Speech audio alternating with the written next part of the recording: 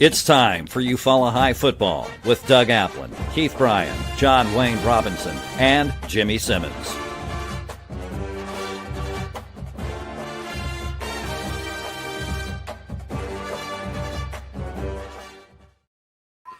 Good evening, everyone. Welcome to Montgomery Catholic to play. Of course, the first time last year of these two teams facing each other was in Eufaula last year. It was a 28-0 Catholic victory on their way to a 15-0 season and a 5A state championship. They were coming off a 4A state championship the year. A lot of success in the recent past for Catholic. Of course, 15-0 the previous two seasons. They came into this year on a 30-game winning streak. They lost in 2022. They lost in the state semifinals to Andalusia, who was the eventual state champion. The year before that, they lost in the state semifinals to Montgomery Academy. That was their only loss of each of those seasons, going 13-1 in 2021, 2022. Of course, 15-0 the last 2 years. But tonight, both of these teams come in with identical records, 1-1 on the season. Both teams were victorious against smaller schools in their first week of action. Of course, Eufaula, it was victorious 32-18 on the road at Booker T. Washington. Booker T. Washington was off last week. Here it was Catholic victorious by a lopsided score of 32-6. Ironically enough, both teams, Eufaula and Catholic, put up 32 points their first week in victories. Then the next week, of course, Eufaula was on the short end of the score last week to Russell County for the first time since 1997. Russell County came down and defeated Eufaula 38-24. It was Catholic. The Knights went to St. Clair County. Pretty good ride up there to St. Clair County.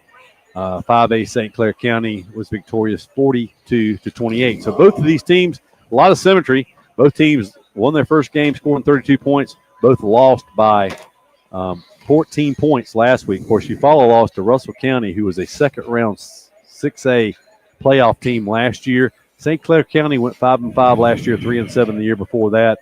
But understand each year is different, and St. Clair County had a lot of players, big players, maybe their year this year. But, Doug, looking at this, Eufaula scored 24 last week.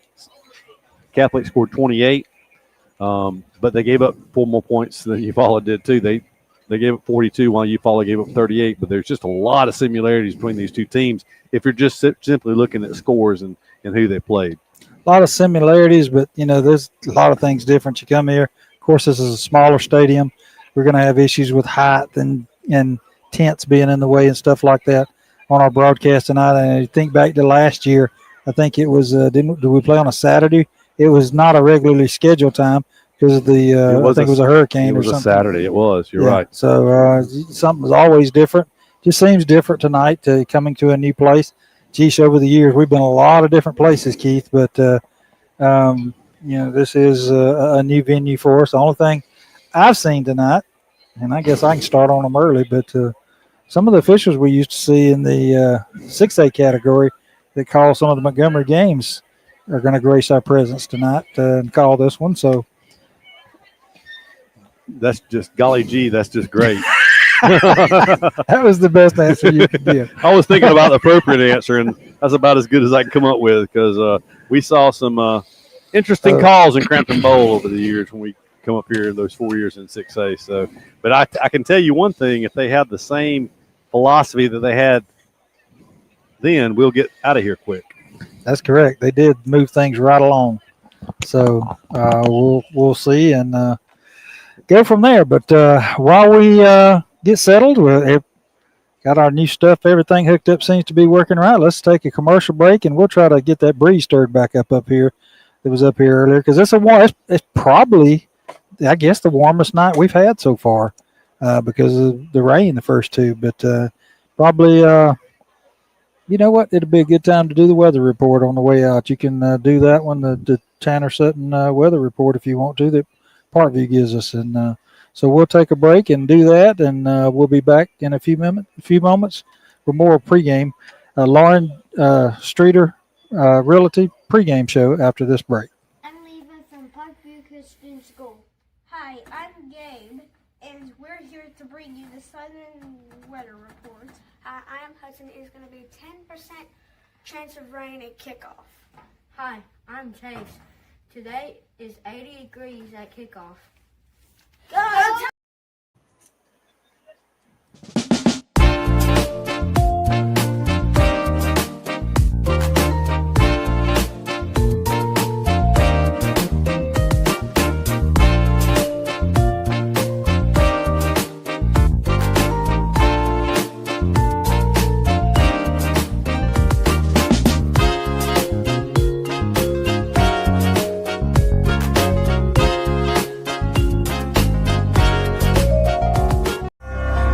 Outside of this one church town, there's a gold dirt road to a whole lot of nothing. Got a deed to the land, but it ain't my ground. This is God's country.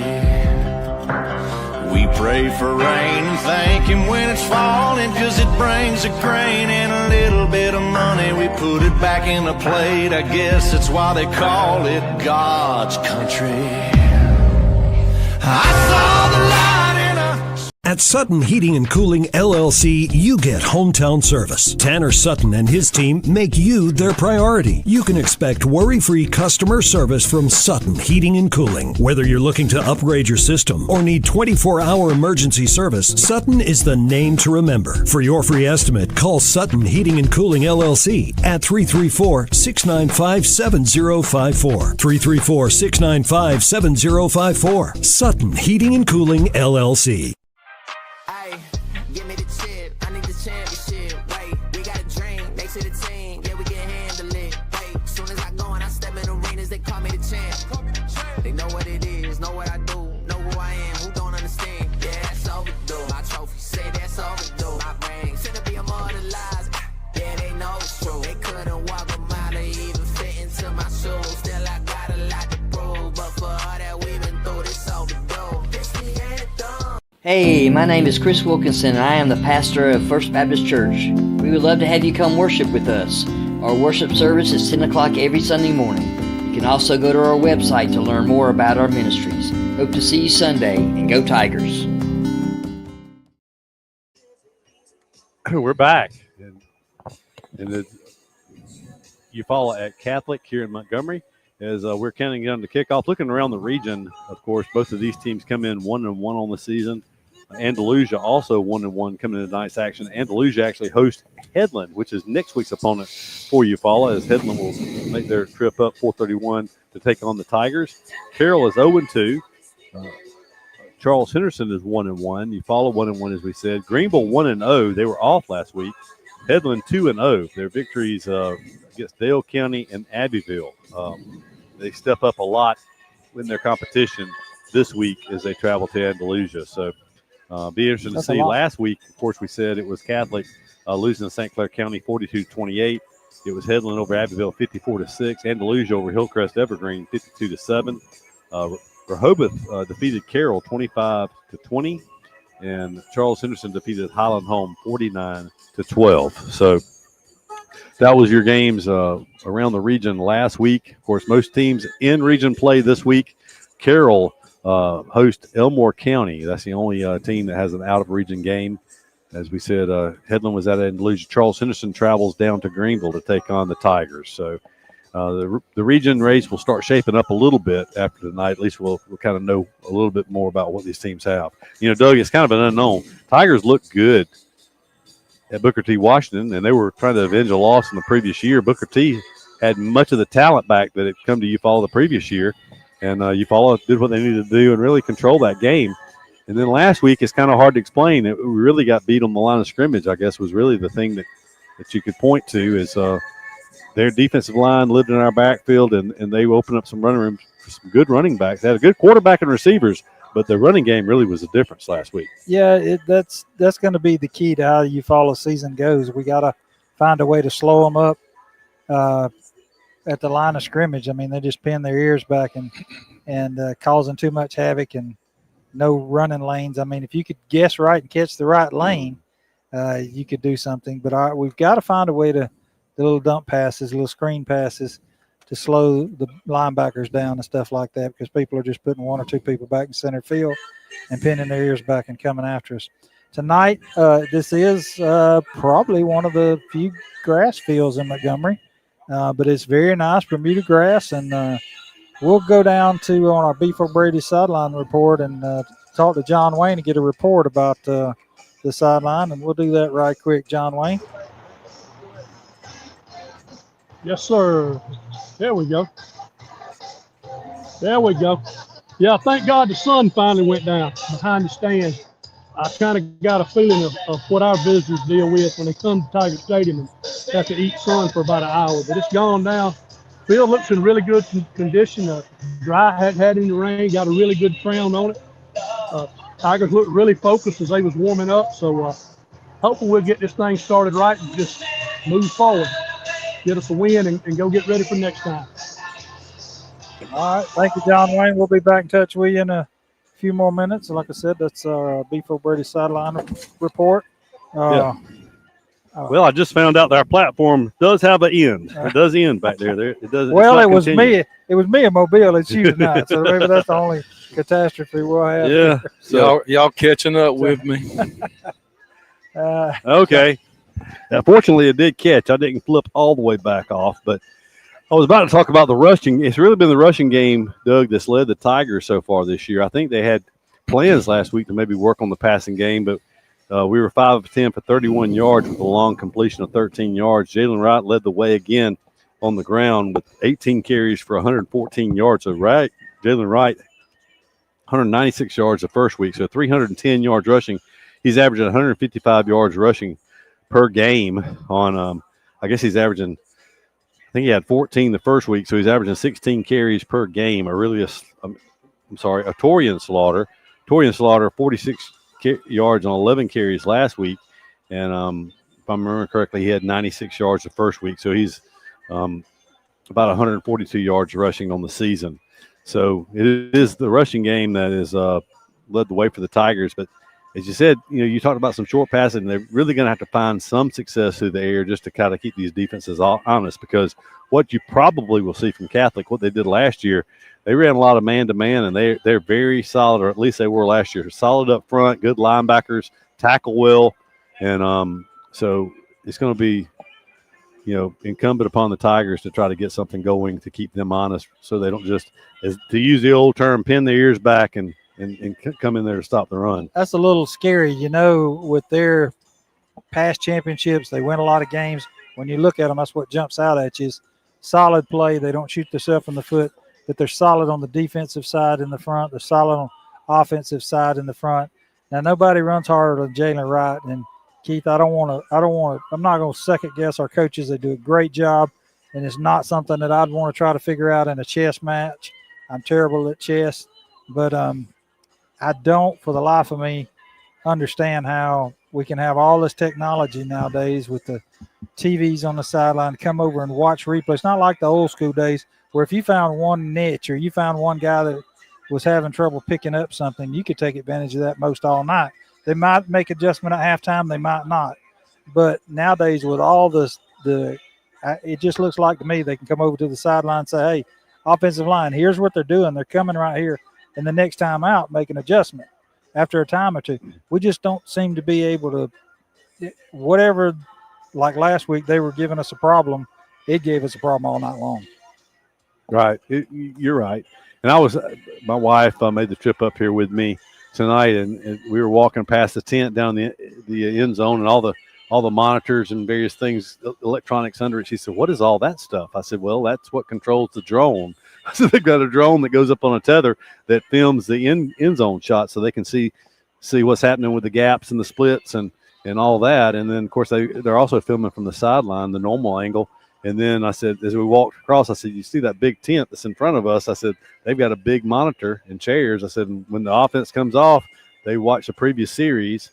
Same thing with the defense. They make adjustments that way. I said, it's come a long way from, 40 years ago. Well, maybe that was what was wrong last week because Coach Jernigan told us, I think it was on the coach's show before we cut out the other day, and I'm sure they got that fixed, but the drone has to have a tether to it, a wire, because I think it's FAA or whatever it is.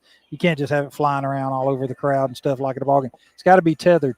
Last week coming out onto the field, one of our one of our players stepped on the wire, and it actually cut the tether wire with his cleat. So they might have been without that last week anyway. So I might have been. That may have been. I didn't notice that, but that tether also supplies continuous power to that drone, so they don't have to bring it down because the battery life on a drone typically is 28 to 30 minutes max. So anyway, as we count down to kickoff, fortunately the sun is down behind the trees now and it's starting to cool off a little bit here in Montgomery. We'll step aside for another commercial break. You listen to the Lawrence Streeter Lake Holmes Realty pregame show from the Brown Heaton Air broadcast booth here at Catholic of Montgomery. We'll be back after this.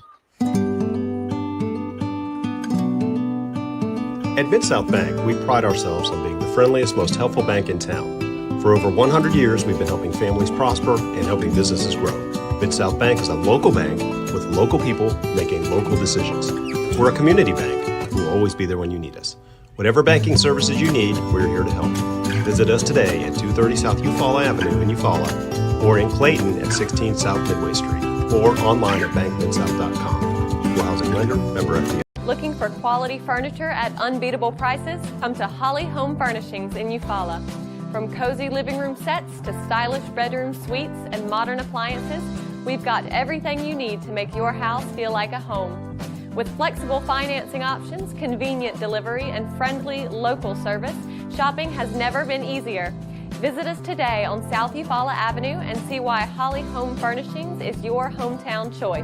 Holly Home Furnishings, helping your house feel like home. Attention contractors, is your metal... Attention contractors, is your metal roofing provider slowing you down? APEC Metal Express fills orders within a week. 40-year finish warranty, 17 different colors, and multiple truss styles. Work more and wait less. In sports, every point counts, and at Alpha Insurance, we know when it comes to your budget, every dollar counts. That's why we work to get you the lowest rates and best discounts available. Plus, every Alpha policy comes with personal service from our hometown team. Call Alpha to start saving today. In Eufaula, call Alpha agent Keith Bryan at 334-687-8268 or stop by our office at 1326A South Eufaula Avenue. Don't suffer in the summer heat. Benefield's Heating and Cooling in Eufaula has you covered. Locally owned and operated, licensed and bonded, we're your trusted Bryant Factory authorized dealer. And just like Bryant says, we service everything we sell.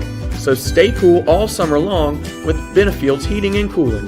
Call 334-695-8039 today and be a cool cat this season. Hello, I'm Matt Aver, the new pastor of First United Methodist right here in Eufaula. We'd love for you to join us on Sundays at 10 for worship. We also have Sunday school at 8:45. You can check us out on our social media or our website. We look forward to seeing you. Go Tigers. We're back, Montgomery Catholic, from the Brown Heaton Air broadcast booth here at Catholic. You're listening to the Lawrence Streeter Lake Holmes Realty pregame show. And it is, as we said before we went to break, cooled off considerably here as it was hot. We are facing west here. We're on the east side of the stadium, looking directly back into the sun before it went down behind the trees. And I can tell you, it's not going to be a bad evening. It's kind of going to turn off to be somewhat pleasant here. But we're still waiting on the Tigers as we see the captains make their way out of the locker room. The Tigers tonight will be in red pants, white jerseys, red numerals, red headgear. We've yet to see any of the Catholic Knights make the sidelines yet. But this is a Catholic competed in 3A for a number of years. They moved up to 4A a few years ago. Of course, they won the state. They had a lot of success in 4A, as we already have alluded to. Back-to-back state semifinal appearances, followed by a state championship in 2023. Then a state championship in 5A last year in 2024. So, but this field, it's nice. You see a field, I guess that's a field house maybe. I'm not sure. It's a nice brick building to our right. I suppose that would be, I guess that would be to the north end zone. But it's not a big facility, but a pretty nice facility. Good place to watch football. We're going to step aside for one more break, or either I guess we will just keep it here. for the national anthem. When it comes to professional gutter installation, Gutterman Dothan has you covered. Voted Best of the Wiregrass 7 years in a row, we provide top-notch gutter services across the Wiregrass area. Protect your home from rainstorms with our premium gutter systems designed to prevent foundation cracks and water damage. Trust Gutterman for expert installation, quality materials, and a beautiful, durable finish. In 1983, the first mobile phone was introduced to the public by the Motorola Company, and that was the same year Pam Freeman started her State Farm business. For 40 years, both have saved time and money. Whether it's auto, homeowners, condo renters, personal articles, business, life, or health, Pam Freeman State Farm has been there for you. Call Pam's office and let Kathy Bennett help you with all your quotes and needs. You won't find a more helpful staff anywhere. Come by and see them at 322 East Barber Street in Eufaula or call 687-70. Since 1953, Flowers Insurance Agency has been protecting you and your assets with policies tailored to your specific needs. Whether it's commercial, personal lines, life insurance, or employee benefits, including your employer-offered health insurance, Flowers Insurance has you covered. With access to over 50 insurance carriers, we provide the trusted service and products you deserve. It's simple. Call Flowers Insurance in downtown Eufaula today and find your peace of mind. At Glover Funeral Home, family means everything. Owned and operated by Kendall and Caroline Hanahan Glover. We live by our motto, our family serving your family. We treat each family we serve as one of our own, providing care and support during your time of need. Our dedicated staff is available 24/7 by email, phone, or in person. When you need us most, Glover Funeral Home is here for you because family always comes first.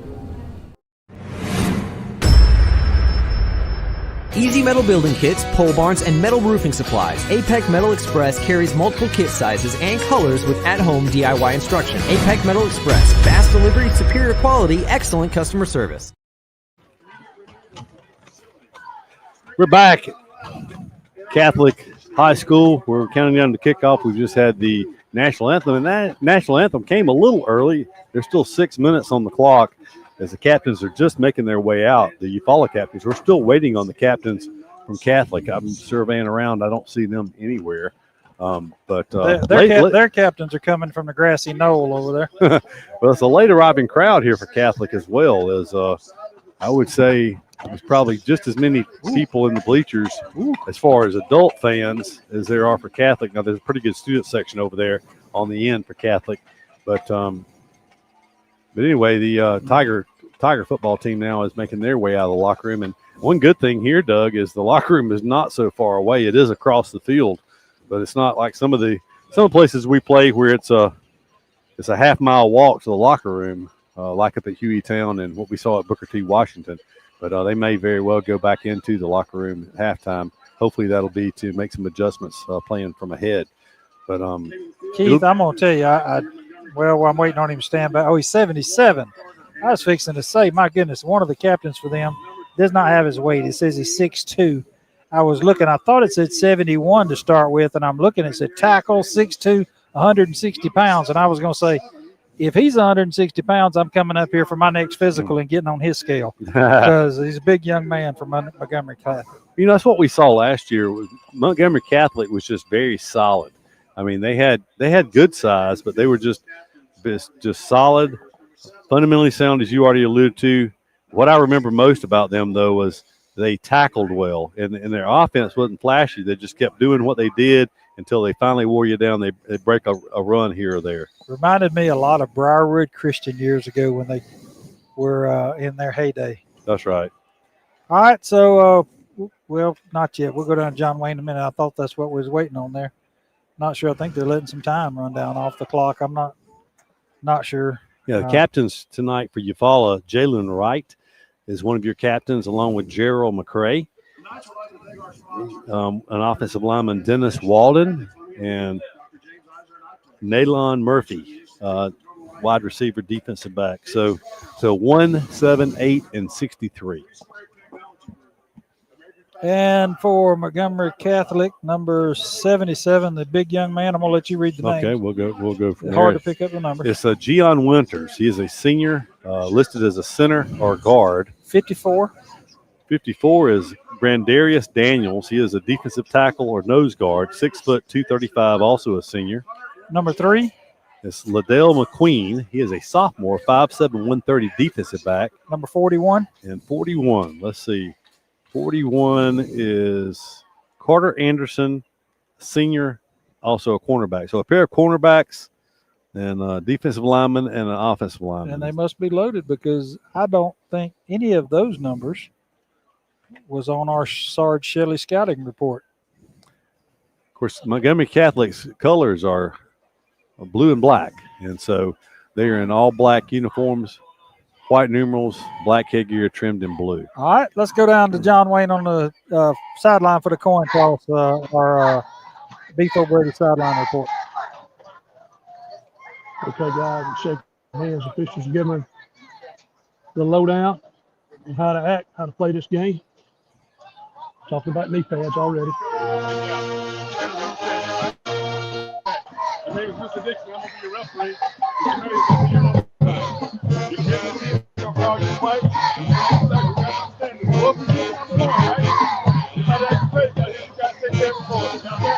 That's my corn. That's my tail. That's my head. I'm going to throw it in there. If I drop it, I'm going to throw it in. You got a call for me? I can't hear you. Tails. What do you say? Tails. Tails it is. You win the toss. Wonderful. Hold on right there, guys. Stay right there. Black team wins the toss deferred. Of course, you want the ball. The Knights have won the toss and deferred to the second half. White turn the face, black come around. The Eufaula Tigers will receive the kickoff on the north side of the field. All right, guys. Tigers will receive the ball. Go on offense first. Go ahead and put some points on the board. Get this thing started right. All right.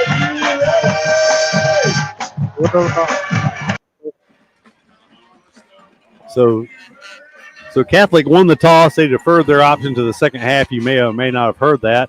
And so it will be Eufaula on offense to begin the game. They'll be receiving in the north end zone, moving from right to left as we view the field here. I didn't catch the name of the field. I'm not sure. It just says Montgomery Catholic Home of the Knights. There's not a name of the field, I don't suppose. No, I'm good.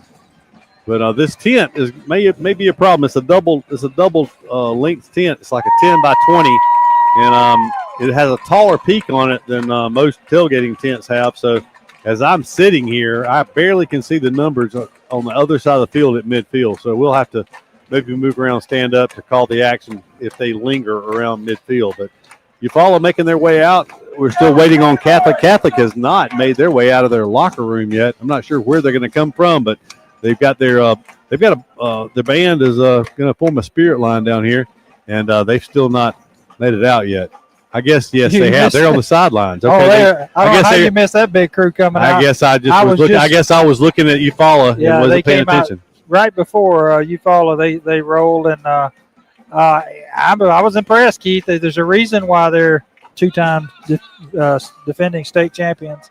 They've got a lot of size and some good-looking athletes that jogged out. You know, Doug, we didn't talk about this during the Lawrence Strader Lake Homes Realty pregame show, but, you know, I don't know what you'd rather. Would you rather them be still riding that long win streak or would you rather them get beat and then your guys say, hey, they're not invincible. They can be beat?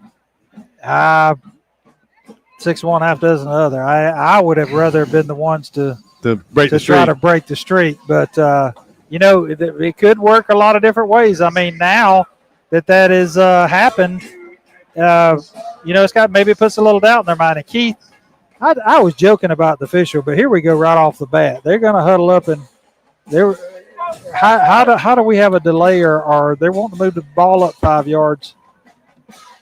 A lot of discussion. Folks, I'm going to tell you, we've never got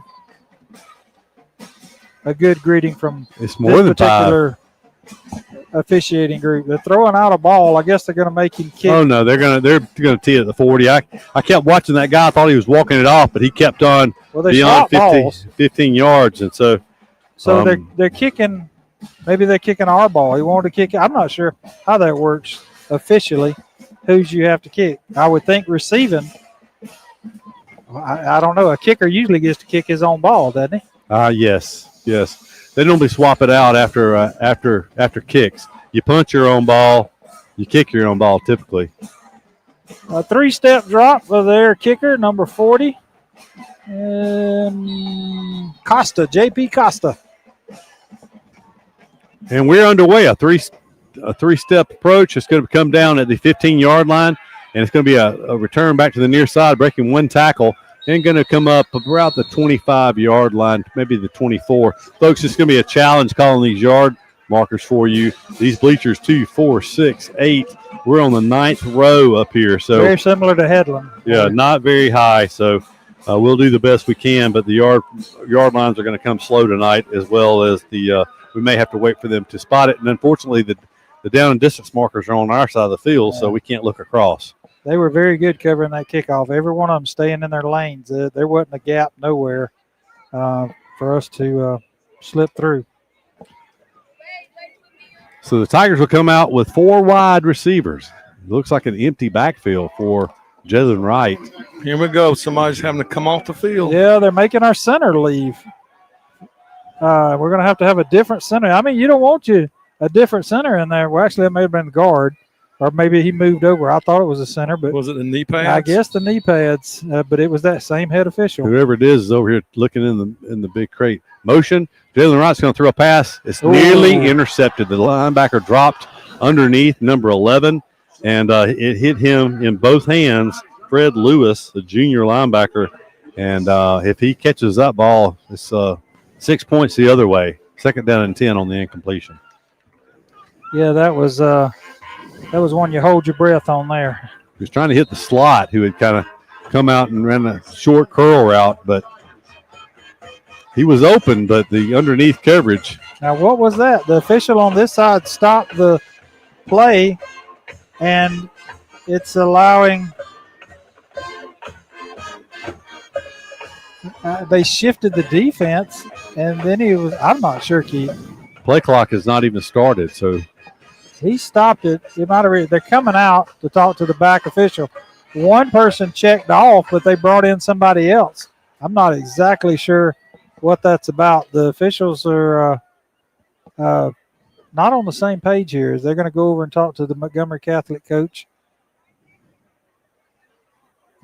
Well, so far they've run more and done more than either team has done to this point. 1 snap into this game, 1 kick and 1 snap. And we talked about them being in a hurry to get through, but not so here to start with. Now another whistle. They just allowed their 2 guys to shift all the way over, talk to the coach, and he put them over our wideouts all the way across the field. And as they came over here, the same official stopped it again. And now he's sending those 2 out, and 2 more are coming in. And everybody's pushing their pants down. It's got to be the knee pad rule, Keith. Yeah, apparently so. Number 12 is coming across here on defense is Michael Sheffield. He is a senior receiver, but also plays safety for them. A good football player. 2nd and 10. It's going to be a speed sweep around the right end. It's going to be a short gain as he falls across the 25. We'll see. It looks like maybe a couple of yards on that play. And Doug, did you get the number of the Tiger? I think it was 18 is what it looked like. I think so. That's going to be Tony Jackson, a wide receiver on that speed sweep. He's a junior. 3rd and 9. They said a 1-yard gain on that play. So we've not seen Jalen Wright with his legs yet. He's been the leading rusher so far this season. And Wright's going to pull out of the pocket. He's looking to run. They're going to throw a holding flag behind the play as Wright picks up a 1st down. He picked up about 13 yards on the play, but look for that to come back as they call holding behind the play. Well, we might as well get used to that. So that holding penalty nullifies the 1st down for Eufaula. So now it'll be 3rd down and 19.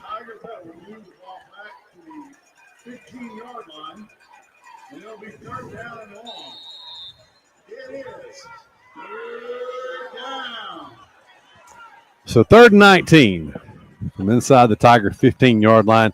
Right, dropping back. He's going to look to throw.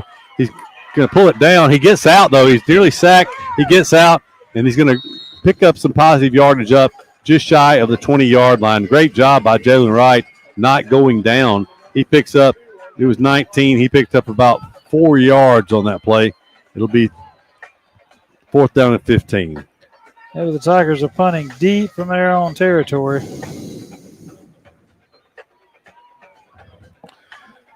So the Tigers net 5 yards all on the ground.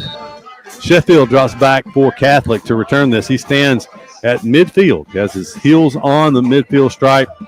It'll be Adam Alvarez standing inside the 5-yard line to punt this away for They're coming after it on the left side. Alvarez, good snap. He'll get it away. It's an end-over-end kick, kicked away from Sheffield. It takes a Eufaula bounce across midfield. It'll roll dead about the 47-yard line. So pretty good punt from Alvarez that time. There was somebody that Coach Jernigan talked about in the pregame. I mean, in the coaches show. I don't remember if it was Sheffield or number 4, but he said we would not be kicking to him. I forget which one it was. But good, effective kick there to get it away from him and at least get it out the midfield. You're not on. So 9:44 to go in the 9:44 to go in the first quarter. Scoreless game. We'll see this Catholic offense for the first time tonight. Good starting field position from their 47-yard line.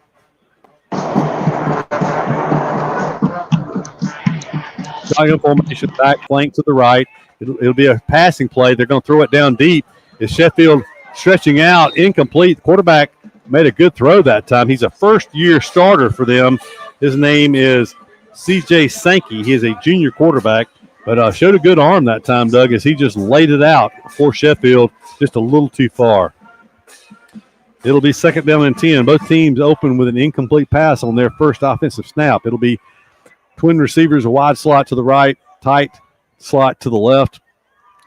Quarterback gets pressure. He throws it complete. It's a tunnel screen on the outside.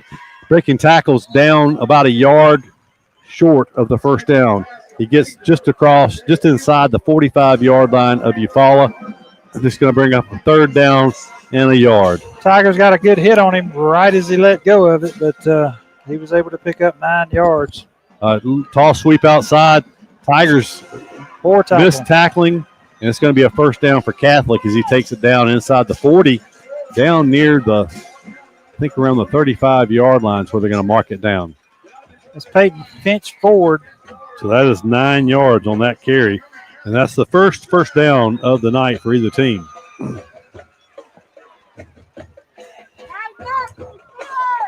So same formation for Catholic, but they do shift one man in close to the line of scrimmage, and they will pass. Nearly, it was batted up in the air on good pressure. That's one positive, Doug, is the defense front is getting in there on the quarterback very quick. Yeah, batted it up. Unfortunately, Eufaula wasn't able to come up with the deflection. Dropped the corner down for the blitz, and he was the one that got the hit on him earlier, and that time jumped up and blocked it. But I tell you what was impressive to me, Keith, is the young quarterback for them stayed, and he didn't let that affect him even after the shot he took a minute ago, and he released that ball right on time. Shotgun snap, looking to throw again. He's going to get late pressure, but he throws it. It's going to be diving, nearly intercepted. The closest man there looks like Tywan Turner for Eufaula, but it's incomplete. Brings up a possession play for Catholic. It's going to be 3rd down and 10. Catholic has run 5 plays so far, Doug, with 4 of them being pass plays. They're 1 of 4 for 9 yards, 1 rush for 9 yards. 4 wide outs here. 3 receivers to the wide side right. They look to the sidelines to possibly change the play. What are the odds we're going to do something wrong here and get a penalty? The running back flanks Sankey to his right. Shotgun snap, looking to the right is Sankey. He's got some time this time. He's going to throw it, but he overthrows everyone. The receiver's on the ground. But he just fell. We didn't get one, but just fell down. So 3 straight incompletions, and they run on a bunch of different players. They got the kicker, number 40. He may handle punting duties also. That'd be an awful long field goal. It'll be a 51-yarder if they try the field goal. I think it's going to be a punt. 8:04 to go here in the first quarter, scoreless. Saw an interesting. There's the punt. It's a high knuckleball that kind of hits off the side of the foot and kind of takes a Eufaula bounce, and Eufaula's going to take over close to where they put it from, about the 17-yard line. So that was actually pretty good there for Eufaula, considering where they could have wound up with that. I was watching when they split that wide out. I know you probably saw in the Opelika-Auburn game last night a timely call by Auburn, and that gunner on the outside, you want to block him and keep him from getting down, but when they threw to him, it was interference. I thought maybe we were going to see that there, but not. So Eufaula takes over for its second possession with 7:53 to go in the first quarter. So Jalen Wright just on a straight quarterback keeper up the middle. He's going to cross the 20 and should be a gain of, we'll wait and see where they spot it down. We think they snapped it from the 17. Maybe it was the 18-yard line 17 because he's short of the 20. He's about the 19. We'll call it a gain of 2 yards on that play. We're calling it because it is somewhat of a guess from the angle we are sitting. And I'm going to have to rely on you on those. I appreciate it tonight. We just got to go by the marker, I guess. Tigers try to draw the Knights offside. Didn't look like anybody jumped, but then a whistle came in from in front of the Eufaula bench. I didn't see anybody move, but apparently they're saying Eufaula moved. So 2 penalties, both on the Tigers so far. A hold and a 5-yard penalty. I mean, we're trying to draw them off sides, and we run. Maybe somebody moved. I'm going to leave it at that. But, we knew it was coming when we saw them come out on the field, who they were. 2nd and 13 now. Wright is an empty backfield. He'll take the snap. He's going to throw a short pass. It's complete. Moving back inside, breaking tackles. He crosses the 20. He gets the penalty yardage back plus some. We'll wait and see where they spot him down. I think the first down would come at the 27. It looks like he's just shy of the 25. We'll call it the 24. So we'll say that's right at a 10-yard gain. We'll call it a 10-yard gain. If that be the case, it's going to be 3rd down and 3. That was to Callaway on the outside. Right, empty backfield, takes a shotgun snap, looking to throw. He's going to pull it down this time. He's going to throw it. It's going to be complete, but falling down, but he should have his first down. He's across the 30. He had more, but it will be the first down of the night for Eufaula, as losing his footing over there was Torian Slaughter. He's at the 32-yard line, so that's an 8-yard gain. So back-to-back completions, Doug, 10 and 8 yards. That's 18 yards passing on 2 completions now for Jalen Wright. Empty backfield again for Jalen. He has motion coming back across. They're going to run the speed sweep, and unfortunately penetration and a tackle for loss in the backfield. And that's taunting in a lot of places when you get up and do that after a tackle, but not tonight. That's going to lose. Waiting for him to mark it. It looks like about 4 or 5 yards, and there's going to be a heat timeout. Heat timeout. With that timeout on the field, we'll step aside and be back with more Tiger football after this commercial break. The family at Impressive Collision Center has been in business since 1940. That's impressive. Your transportation is one of the largest investments you have, so keep it looking new at Impressive. From a major crash to a small dent, Impressive can help. Now, Impressive. They work closely with all insurance companies and give you a great price on your minor mishaps. Wow, impressive. And don't forget to check out all the accessories from install winches, brush guards, and bed covers. Impressive. Give them a call. Impressive Collision Center, 317 South Eufaula Avenue, 334-687-4400. R.W. Wingate & Company is a full-service accounting firm and a supporter of Eufaula High Athletics. They are located at 102 North Orange Avenue, Eufaula, Alabama, but licensed in multiple states. Richard W. Wingate has over 25 years' experience in public accounting, and the firm's services include personal and business tax preparation. Back in Montgomery, where the Tigers have a 2nd down and 15 following a 5-yard loss on the speed sweep. It was a 6'3", 240-pound defensive tackle that shot the gap, made that tackle for loss. Pistol formation now with Slaughter behind Wright. It'll be Wright faking it. He's going to roll to his right. Pass is just a little wide and incomplete. That pass intended for number 17, Michael Calloway. They'll bring up 3rd down and 15, Doug. This is a down that you just don't want to turn the ball over. Alvarez has done a solid job punting so far this season. And, yeah, if we can get some kind of clear out up the middle and run a draw with Wright, that might be the best thing here instead of putting it up in the air and giving them a chance at it.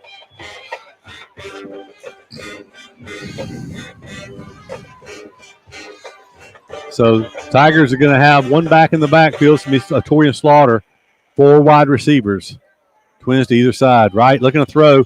He's going to be pressured. He throws it deep down the field. Receiver's going to come back, and he caught it. He kept his feet. It's a foot race. He's inside the 30. He's inside the 20. He's going to go down to the 15-yard line. There are no flags on the field. I know, Doug, that's what you were looking for, and I didn't see any. So from the 29-yard line of Eufaula all the way down to the 15-yard line, they're going to mark it back to the 6th. Well, let's see where they spot it down. Either way, it's going to be 45 or 46 yards. We'll see on that play. They'll spot it at the 16, so 45 yards on that throw and catch. Nice pass that time from Jalen Wright, and another Tiger first down. 1st and 10, first time in the red zone tonight for either team. Jalen Wright will take it. He'll hand it. No, Wright keeps it. He faked it to Slaughter. He cuts inside. That was a great read. Inside the 15 to the 14. So a 2-yard gain on that play, but he averted the negative play as if he had given it to Slaughter, it would have been a loss of yardage. Yeah, that was a great read by Wright in the backfield. He put it in there long enough that they were actually tackling Slaughter when he pulled it and slipped out around the end, was able to pick up a couple of yards. 3 receivers to the wide side left, 1 to the right. Slaughter in the backfield with Jalen Wright. Wright's going to pull it down. He's going to get hit, but he keeps his feet. And my goodness, he's running hard down inside the 10, down near the 8-yard line.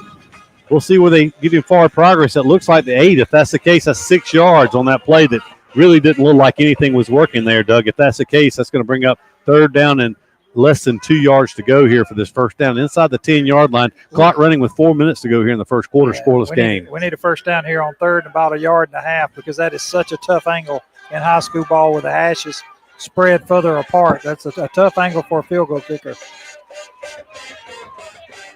I formation behind Wright.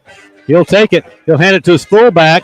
Breaking to the right side. He's going to have a touchdown. He is into the end zone. Touchdown, Tigers. That is Perry Denard, who lined up at your traditional fullback position in the I formation, a la 1980, 1985 Eufaula Tigers. That time he rumbled in from 8 yards out around the right end, and the Tigers have drawn first blood here as they lead with 3:31 to go here in the first quarter. They lead 6-0. Great drive.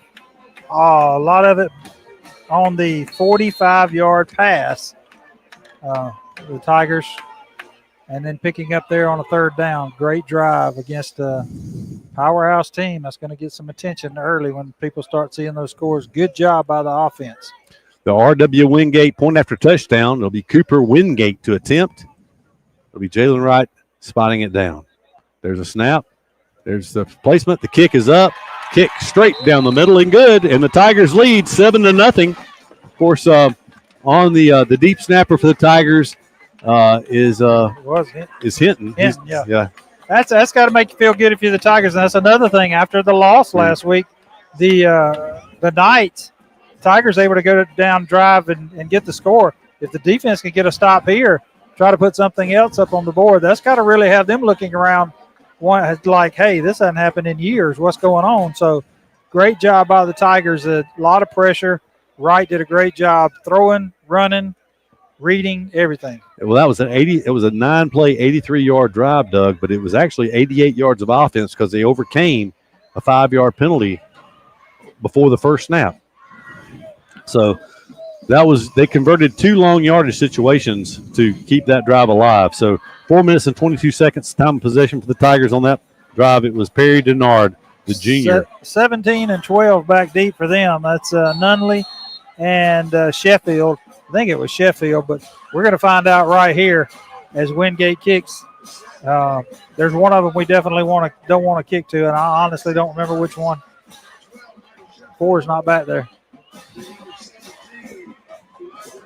He kicked it high and deep, high and over and kick. It's going to come down at the 9-yard line. It's going to be Sheffield up the middle. Sheffield, he drops the ball, and unfortunately it takes a Sunday hop back to Catholic. The Tigers just didn't have anyone right there to catch that football, Doug, unfortunately, but the ball went up in the air. Catholic will be backed up at their 24-yard line, it looks like. We'll Catholic see. Sure got away with a block in the back right before that fumble, too. We had a guy fixing to lower the boom, and he got peeled right in the middle of the field. No flag there. 1st and 10 for the Knights from the 24.5-yard line. So they'll send 2 receivers to either side, one back in the backfield, flanking the quarterback to his left this time. Quarterback, Sankey takes it. He throws the wide receiver screen. They'll cross the 30. They'll pick up a quick 9 yards out to the 33-yard line. So they have 2 completions this game, both going for 9 yards on the exact same play. That little wide receiver or tunnel screen, whichever you want to call it, but 9 yards on that completion. They made an adjustment that time. They saw the blitz coming from the left side of the Eufaula defense, and he just checked down and threw to the other side, and they were able to pick up a big chunk.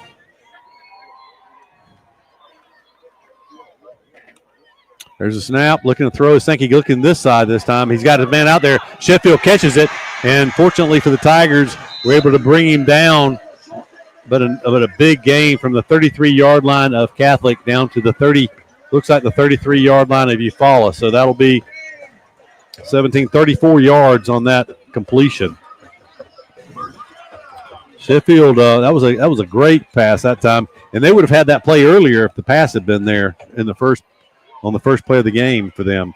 Running back around right in, just a tall sweep and just some tough yardage. He'll pick up the better part of 5 yards on that first down, just a sweep to the right.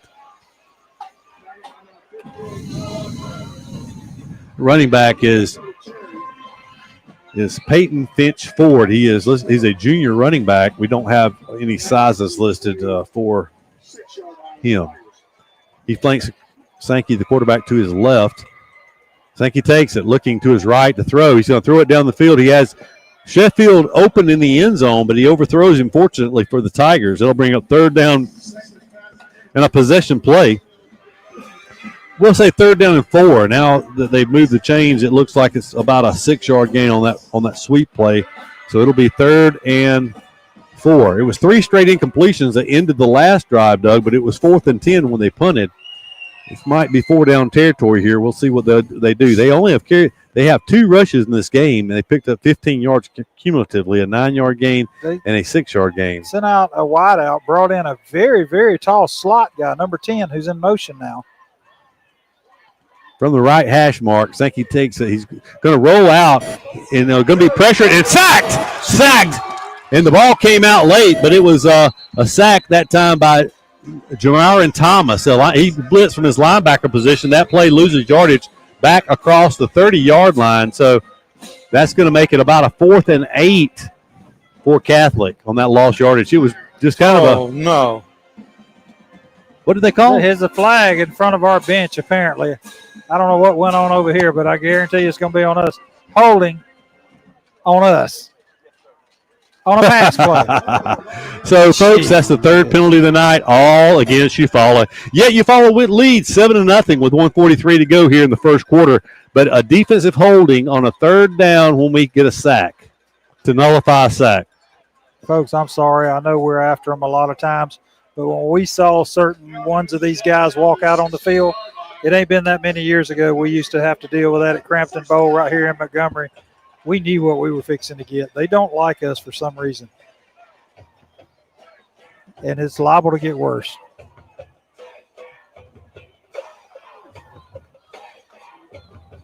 There's a snap. Going to hand it off this time around the right end. It's going to be a short gain. A good cutting his feet out from under him was Nayland Murphy. But that's going to be about a 4-yard gain. They're marking him on down there pretty good. They say 5. We'll have to go with what the announcer says. The bad thing about it, they've run the ball 3 times for 20 yards, Doug. So they're averaging almost 7 yards per carry so far. If they were smart, I know they've had some success through the air, but they could run this ball. It's under a minute to go here in the first quarter now. on this 2nd down and 5 for Catholic. 45 seconds to go here in the first quarter as they go towards the north end zone. It'll be a handoff this time, and the Tigers blitz in. It's going to be Jamiron Thomas, the first Tiger there, bringing him down for what appears to be no gain on the play. That'll make it 3rd down and 5. No gain on that play. Nice play by Thomas. Great job crashing in on the ends. They're going to try to get to the outside of that at some point. I think they want to throw the ball. They're trying to run just enough to keep us honest in the passing game, but now they're probably looking at it as they're going to wait to the second quarter. It'll be the last play of the first quarter. So we'll take a timeout. We'll be back with the start of the second quarter after these commercial breaks. R.W. Wingate & Company is a full-service accounting firm and a supporter of Eufaula High Athletics. They are located at 102 North Orange Avenue, Eufaula, Alabama, but licensed in multiple states. Richard W. Wingate has over 25 years' experience in public accounting, and the firm's services include personal and business tax preparation, bookkeeping, sales tax preparation, payroll services, audit of nonprofit and government entities, and business consultation. When doing extra is the point, contact R.W. Wingate & Company for your accounting needs. With the world changing all around us, everyone needs to be covered by insurance. So give Eric Glover with the Glover Agency a call and talk with Eric about auto, home, life, or last week's football game. Whatever your insurance needs, let Eric talk to you about being covered. The Glover Agency is located at 145 East Broad Street, Eufaula, Alabama. Call 334-687-0358. Of all the improvements you can make to your home, it could be the most important is not seen or heard, only felt. The ultra-quiet, energy-efficient Carrier Infinity Home Comfort System provides premium comfort with a whole home air purifier that gives you confidence you're breathing healthier air. It's an essential part of any healthy home.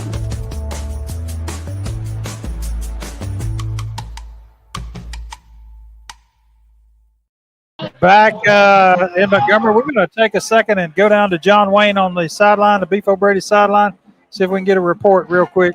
They just signal. Oh, he signaled first down. Okay, I thought we got a penalty during the timeout. No. What you got? No, it's 3rd down still. Yeah, that holding call, Coach wasn't very happy with that side official when he called holding on the running play, but he didn't argue with him too hard, I guess, he made his argument for the next play. But hopefully the Tigers can hold him here on 3rd down and force him to try a field goal. I'm hoping. Right. Appreciate it, John Wayne. We'll come back to you in a minute. 3rd down, 5 yards to go. Running back. It's going to be a quarterback rolling to his right. He's got a run pass option. He's going to pull it down. He's going to run, but I don't think he got his first down. He's going to be close, but I think he's going to be just short. Just hard to see all the way across the field. We'll wait and see what they. He's saying, what is this guy saying, first down? And he ain't even. They did give him the first down. Holy cow. They gave him the and first look down. Where he moved it from. Keith, he didn't get that far. I didn't think so either. He moved the yard marker that was further than the down marker is now. 1st and goal for Catholic. They go on delayed count now. Eufaula jumped into the neutral zone. They threw the flag, but. Well, that's the first one you got, right? So that's 4 penalties all against Eufaula so far. 4 penalties for 30 yards now for against Eufaula.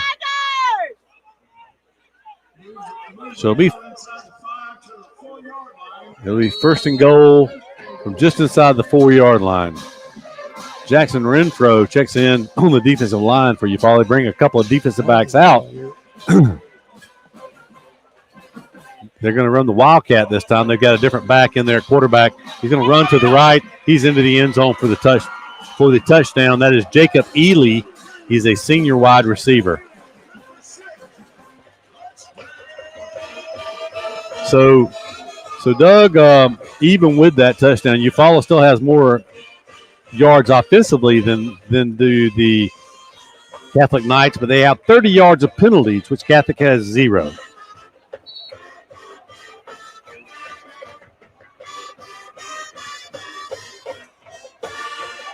There's a point after touchdown attempt. The kick is up, it's high, and it's good. So we're tied at 7 with 11:01 to go here in the second quarter of play. That was a 76-yard drive for Catholic, aided by 15 yards in penalties. One, a defensive holding penalty that gave them a first down on third down, and it would have been 4th down and 8. It would have been 4th and 8, but the defensive holding gave them the first down. Let's go down to John Wayne right quick. He was down there where that mark was pretty close. Maybe he saw something, and I'm all worked up for nothing. But what do you got, John Wayne? Well, I saw the same thing you saw. He took the yard marker and moved it back behind where the down marker was. You know, one thing I did hear him say that they're only running a 5-man crew. If you remember last week, we had a 7-man crew because I remember 6 or 7 flags was on the field. They only have a 5-man crew, so the side judge is having to pull double duty on some of this stuff. Probably because they don't have enough officials. I can understand why people fuss at them up here. There's a kickoff. It's going to come to the near side. It's going to be Torian Slaughter on the return. He takes it up across the 30, turn around the 31-yard line. Nice return that time by Slaughter. And it'll be 1st and 10. Eufaula from the 31. 10:53 to go here in the second quarter play in a tie game, tied at 7. Jaden Wright will lead the Eufaula offense back out on the field. Doug, we talked about in the pregame that Lawrence Shooter Lake Holmes Realty pregame showed the need for the Tigers to throw the ball to try to keep the defense honest, and they've done that so far. So we'll see what they've got this time. They're going to throw it again on first down. Down in front of us, blocked out. So your guess is as good as mine as to what happened on this play. Even if I stand on the chair, I won't be able to see the sideline from here. John Wayne, how many yards did we get there? Can you tell?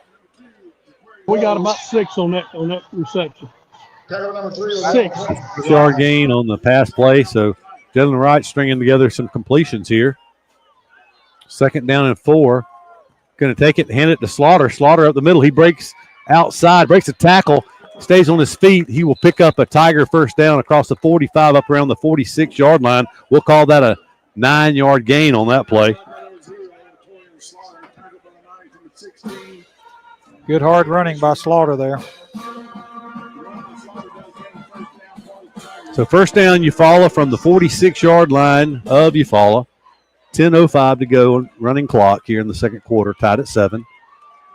Motion back across the formation. They're going to run the speed sweep. No, Wright keeps it. He's going to try to throw the ball, but now he's going to be sacked back for about a yard loss. He fought hard to get back near the line of scrimmage, and we'll see. It might have been a half a yard loss.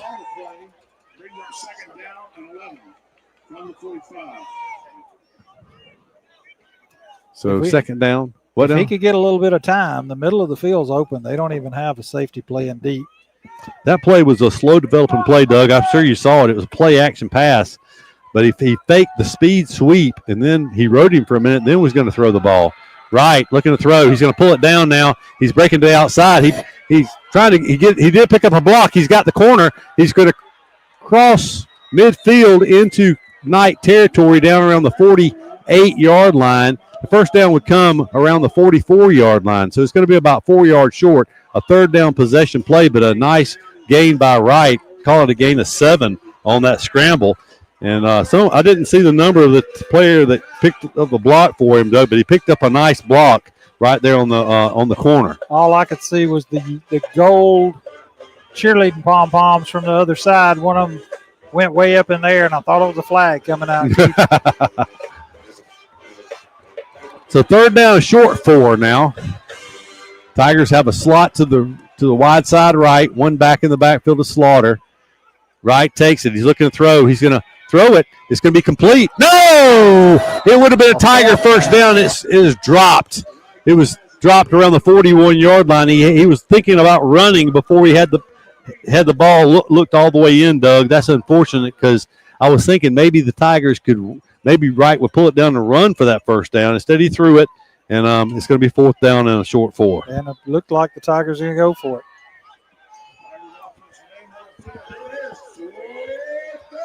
Sometimes we see, I don't know about Wright, how well he kicks the ball, but I know when Brownie Anderson was there, they would do the quick kick out of this formation. Confusion on the defense. They're not lined up correctly. Empty backfield. Tigers going to go in delayed count. They will snap the ball. Wright pulls it down. He's going to take off and run this time. He's going to pick up his first down. He's inside the 40. That'll be a Tiger first down. He picked up, I think it was about a 7-yard gain, we'll say, for Jalen Wright, but it's a Tiger first down. Doug, he sold it. He was looking downfield to throw it, but I'm not so sure that wasn't a quarterback draw all the way. I think it was. We spread it out. We had their defenders way over here by the sideline. A good call. Empty backfield again on first down from the 40. Wright's going to throw it. A little screen outside of Torian Slaughter. Makes 2-man miss. 3-man miss. He's still running inside the 30, inside the 25 down to the 24-yard line. Call that a 16, maybe 17-yard gain. They're going to spot him at the 23. So 17 yards on just a little flare to the running back. Just a screen. The other receivers block for him, and the Tigers have back-to-back first downs on as many plays. 7:54 and the clock rolling here. 1st and 10 Tigers from the 23-yard line of Catholic. Wright's going to throw it. It's going to be intercepted. The man dropped out in the flat. The linebacker picks it off, and he spiked the ball over here on the Eufaula sideline. Of course, no flag comes out. No flag. Spiked it on the track. He returns it back out near the 40. So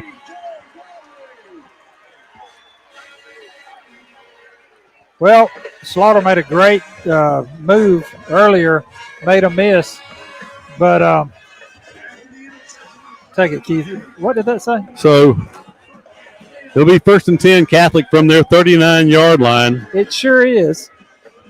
From the 39-yard line of Catholic, the Tigers had a nice drive going there before that interception. That they almost intercepted the pass. There it the is. First Tiger pass of the night came very close. The linebacker slipped out on the other side of the field. This time they come up with it, and Catholic set up at the 39-yard line. They run a sweep, just a buck sweep to the right side. That play is going to pick up 11 yards to midfield. Peyton Finch it is on the carry.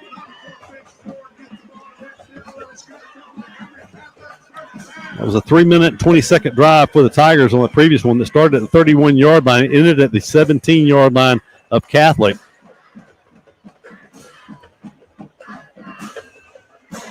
$51-yard drive for the Tigers in 8 plays.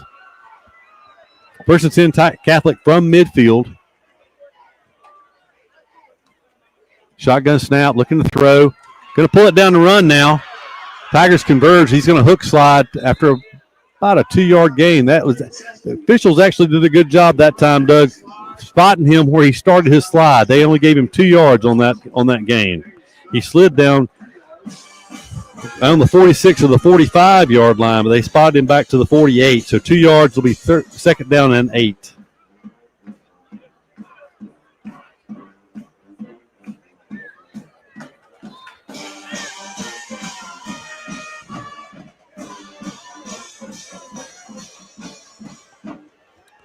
Rolling to his right is Sankey. Looking to throw. He has a man in the flat. It's the running back. There's a flag down. Now, where that flag is thrown, you'd expect potentially defensive holding or probably not interference because the ball wasn't in the air very long, but possibly defensive holding. That play would have had a Catholic first down.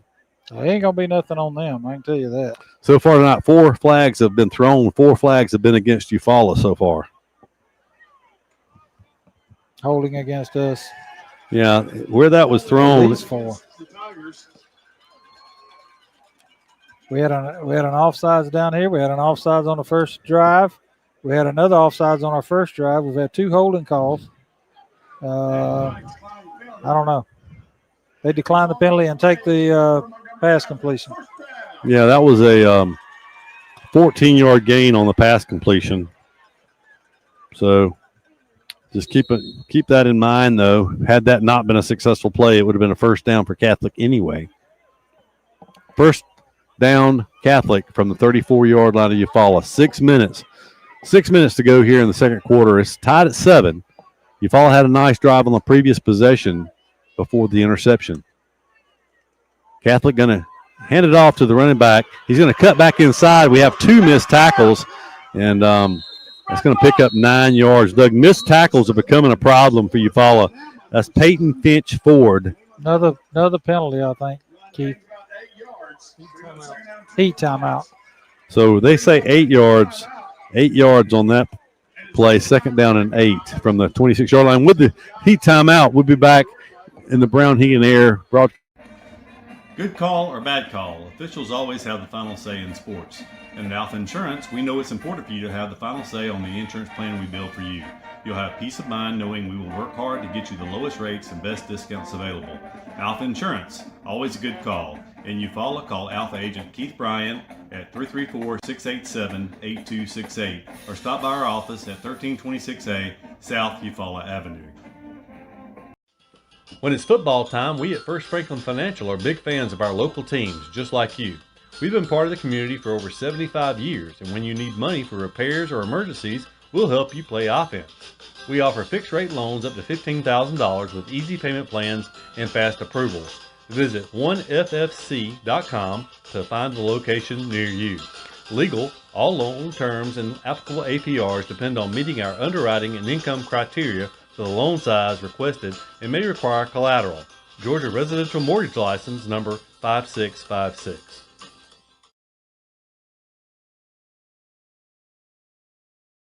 Yards to go from the 26-yard line of Eufaula, Doug. It's time for this Tiger defense to dig in. Not give up the lead here. Similar to last week, the Tigers took a 7-0 lead before they fell behind 14-7 going into halftime. Going to be Finch Ford on the sweep to the right side. And Doug, we talked about it. It's going to be a gain of about 8 more yards. But we talked about it earlier. They were averaging 7 yards a carry through their first 3 carries, but they continued to insist on throwing the ball. But they're sealing the Tigers and getting around the end pretty easily. So that's 3 first downs for Catholic on this possession. Quarterback takes it. Flag comes down. That was quick. That had to have been motion against. That had to have been motion against them. He's calling off. Well, he did say motion. He's saying offsides, but he's signaling against Montgomery Catholic. So the first penalty against them.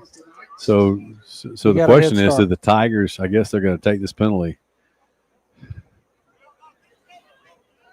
I think you have to here, Doug, to make, assume your defense is going to dig in, because this from here, if they didn't pick up another yard, it'd make it a 40-yard field goal attempt. They ain't going to get many penalties tonight, so we might as well take them when we can. 1st and 15 to the 23-yard line. 4:53 in the clock rolling. They hadn't thrown the ball to their receiver, Sheffield, out here in a little while. Watch for him. 1st and 15. You're going to hand it to Finch Ford, and he's going to pick up the 5 yards they lost on the penalty. It'll be 2nd down and 10. 4:30 on the clock. Game tied at 7.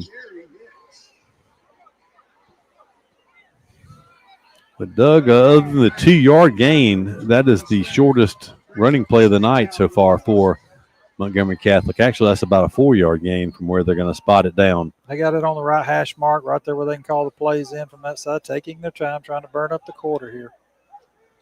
Sankey going to hand it off. Tiger defense did a good job that time. Quarterback did a good job with deception, and that's going to be no gain, maybe even a loss of a yard on that play. It is going to be a loss of a yard. First negative play of the night forced by this Tiger defense. They had a sack earlier that was nullified by the defensive holding penalty. It was a situation like this earlier where we thought we held them and got a penalty that kept the drive going. We'll see here on a possession play, 3rd and 12. Quarterback Sankey looking to throw. He has a lot of time this time. He's going to roll out. He's going to throw it late, and he throws it out of bounds, incomplete. So it did look like a potential hold here. All the fans, if you could hear, were screaming for a holding penalty as it took a long time. Sankey had all day to throw, and then he rolled to the right. Field goal attempt. He showed that he had the leg on the extra point. And Keith, I was impressed at how quick the ball got up. They gained about a yard on that. So incomplete pass. It'll be a 36-yard field goal attempt from just inside the right hash mark. Ball spotted down. The kick is up. It looks to be good, and it is good. So field goal with 3:17 to go here in the first half. The Catholic Knights take a 3-point lead, and they now lead our Eufaula Tigers by a score of 10-7. Tigers get the ball back, have all 3 timeouts in 3 minutes and 17 seconds to make something happen. They moved the ball well tonight. They moved the ball great on the last possession. It was just that little interception. And Keith is, I know I've been on the officials, folks. It is what it is. But we see the spiking of the ball, the dancing in the end, the stuff that gets called any other time. Guarantee you it'd be called on us.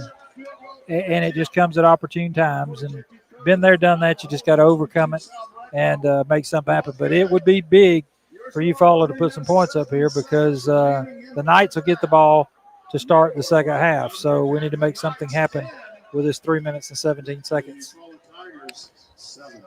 Yeah, we saw the linebacker undercut that route on the very first pass attempt of the game for the Tigers.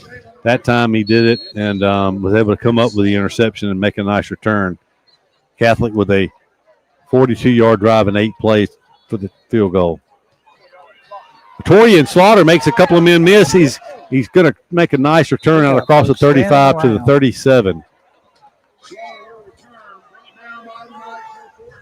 Slaughter did a great job there. He was out there with about 7 spectators that time. If they'd have helped him out a little bit, he probably could have went a long way, but good starting field position for the Tigers. At the 38-yard line is where Eufaula will take over here with 3 minutes and 7 seconds on the clock, Doug. Catholic will receive the second half kickoff, so this is an important drive for the Tigers. Jalen Wright takes a snap. He's going to hand it off to Slaughter. Slaughter trying the middle of that Catholic line. He's going to pick up 2 yards. That's about it. 3 minutes now and the clock rolling. 2-yard run for Slaughter, second down and 8. It's kind of like, Doug, you want to score, but you really do want to run this clock and not give them any time if you don't score. Yeah, they're still going with a 4-man front, but they're walking the linebackers up. They got 5 men walking another way. They're going to a 6-man front. Jalen Wright looking to throw. He's going to pull it down. He runs up the middle, and this time they're going to get him. He's got to get rid of that ball, find somebody to throw it to. When they got a 6-man rush coming against a 5-man line, they're going to get to him. So we'll call it no gain on that play. It's going to be 3rd down and right at 8 yards to go. Clock is rolling, 2:12 and counting. There's 22 seconds on the play clock.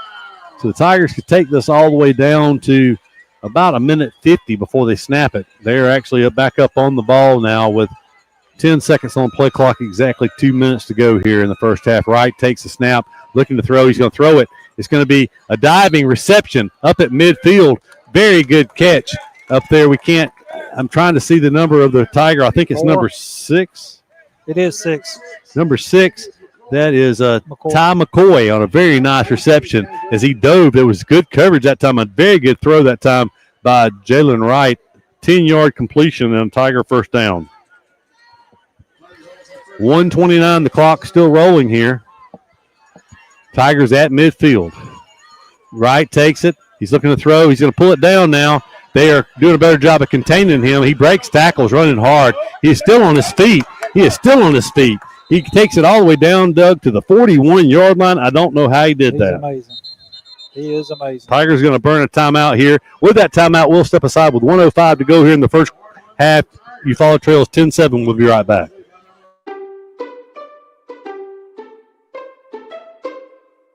Hey Tiger fans, Daniel Pulley here, your local Chick-fil-A Eufaula owner-operator. We are proud to be the official sponsor for the Eufaula Tiger Coaches Show. Be sure to join us for the live show every Thursday night at 6 p.m. Our incredible team is ready to serve you. And don't forget, eat more chicken.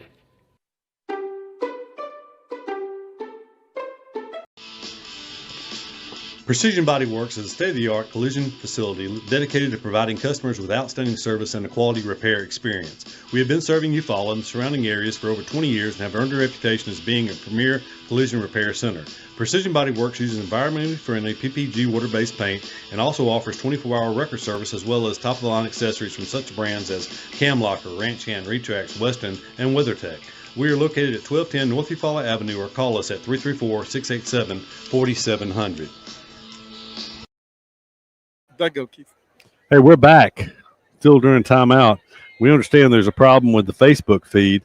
I don't understand it. Some people can get it, some people can't. So it is always available on YouTube. If you go to YouTube on your television or on your smartphone, you can go to Eufaula Tiger Football Broadcast. That page, just search Eufaula Tiger Football Broadcast on YouTube.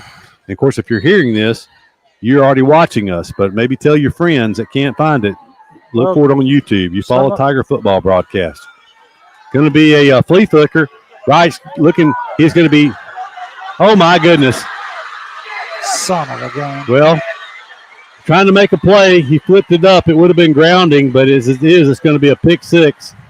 Just trying to make something happen that time was Jalen Wright as he was going down for a huge loss. It was going to be a loss of 20 on the play after the Tigers went with a flea flicker, and unfortunately I missed part of that play trying to explain how other people could watch this game. But look, folks, we done bought new equipment, everything. It's out there. I don't know why you can't get it on Facebook. We got a lot of folks getting it. If you can't get it, all I know to do is tell you cut it off, cut it back on. But it is being fed. It's there. A bunch of people are getting it or turn it on YouTube. But it is out there, and people are getting it on Facebook. So if you're not getting it, no, we ain't blocked nobody else. We don't block folks. But I don't know what the problem is, but it's out there. the kick by J.P. Costa is good in this game that Tigers led 7-0. They now trail 17-7 with 49 seconds to go in the first half, and Catholic will receive the second half kickoff. It's also available on NFHS. It's there also. So,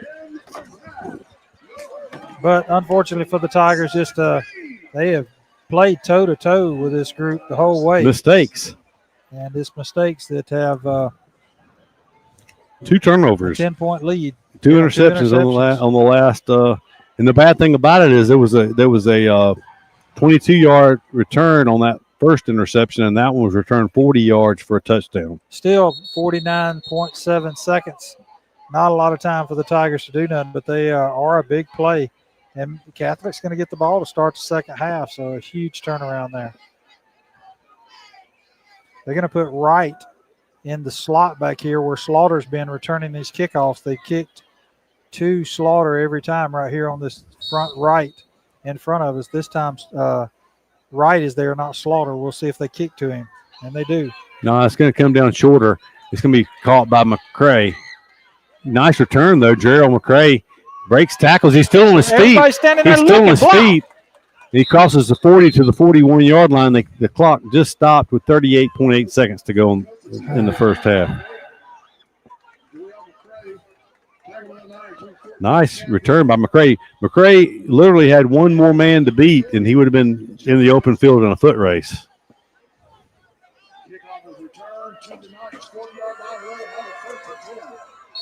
From the 40 of Eufaula.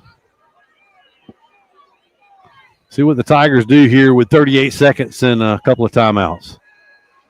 Right, dropping back to throw. He's going to be sacked this time for a 2-yard loss. They're going to throw a penalty flag. I think that's going to be because is it going to be a horse collar or because they grabbed him on the back of the helmet? Should be a horse collar where they grabbed him at. But well, it stops the clock. That took 10 seconds. If that's the 15-yard penalty, that'll put them in Catholic territory. They need to be getting a play and getting up there and getting ready. It will be a 15-yard. I can't believe they're actually fussing about that call on the far side.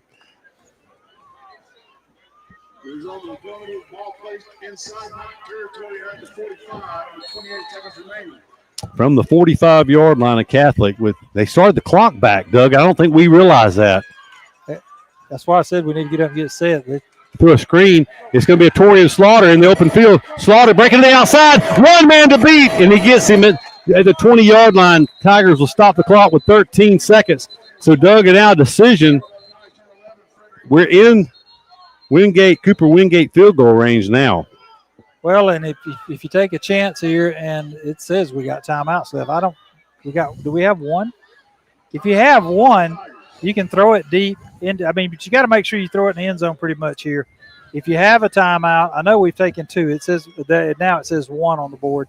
So with 1 timeout, you can take a chance. You don't have to throw it in the end zone, but you can't. I mean, if you take a sack, you're going to have to burn your timeout for a sack. So the Tigers have 1 timeout with 13.9 seconds. Wingate is running down the field. He has his tee. He is ready to go, but I think the Tigers going to try it on offense. I think that with a timeout, you take a shot here. Maybe a draw by right or try to throw it in the end zone. You can't take a sack.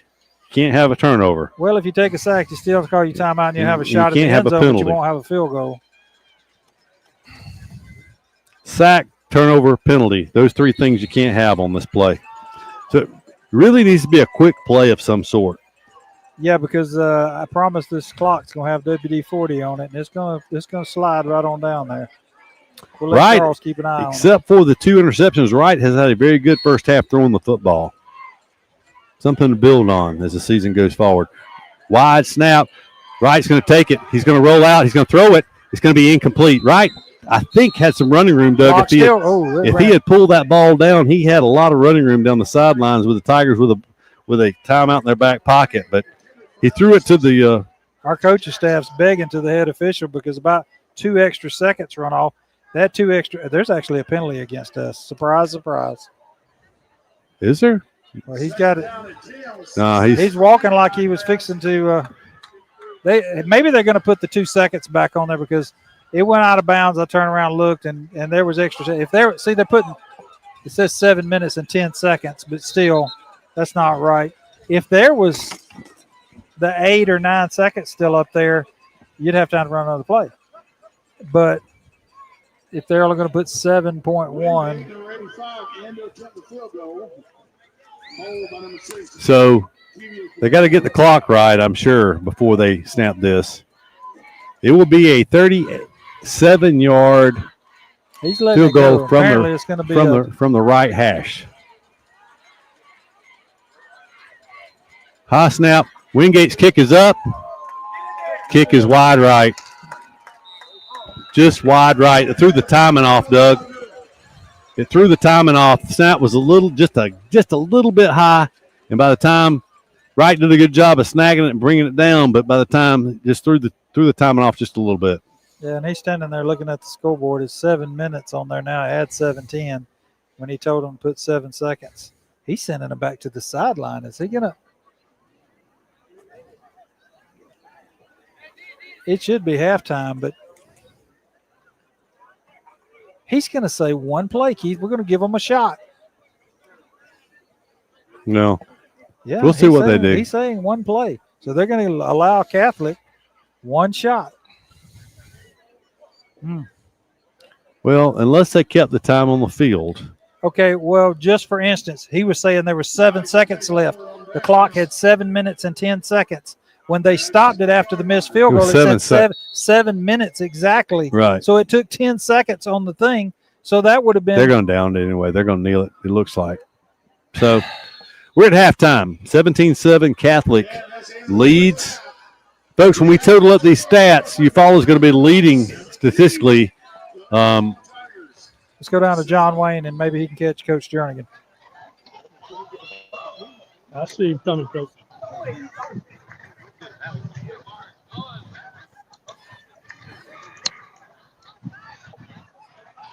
See if this thing's working. There we go. Not a bad half, Coach, for the Tigers. A couple of turnovers was the difference in the game.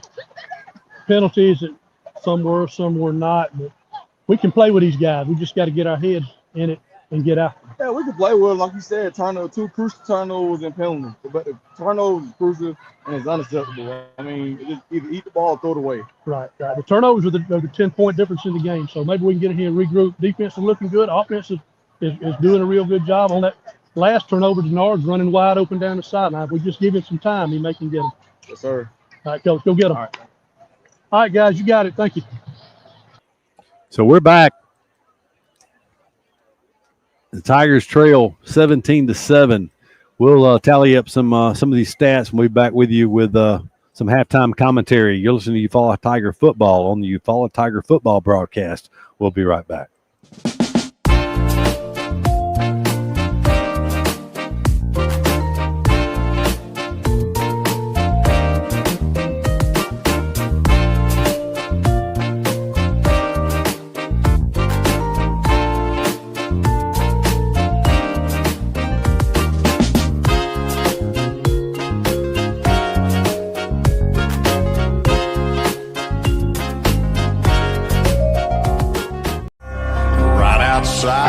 this one church town. There's a gold dirt road to a whole lot of nothing. Got a deed to the land, but it ain't my ground. This is God's country.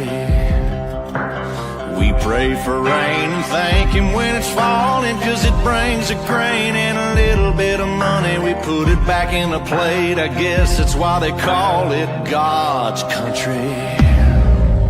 I saw the light in a... At Sutton Heating and Cooling LLC, you get hometown service. Tanner Sutton and his team make you their priority. You can expect worry-free customer service from Sutton Heating and Cooling. Whether you're looking to upgrade your system or need 24-hour emergency service, Sutton is the name to remember. For your free estimate, call Sutton Heating and Cooling LLC at 334-695-7054. 334-695-7054. Sutton Heating and Cooling LLC.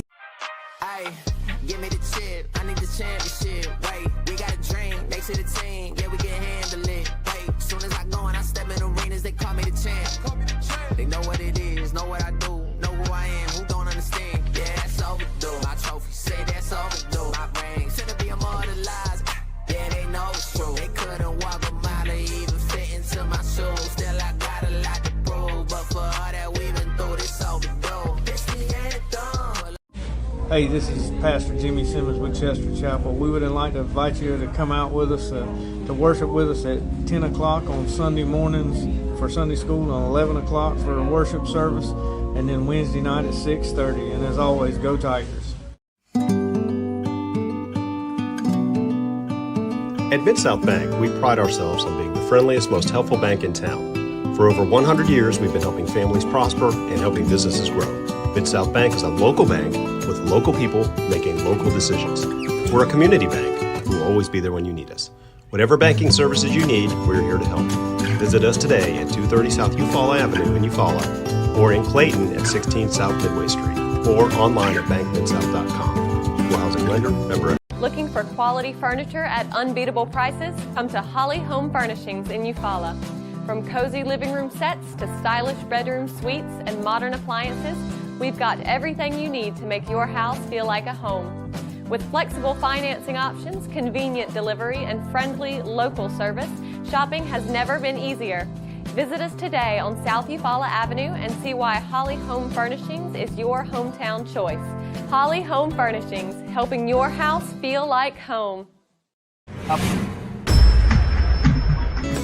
Attention contractors, is your metal roofing provider slowing you down? APEC Metal Express fills orders within a week. 40-year finish warranty, 17 different colors, and multiple truss styles. Work more and wait less.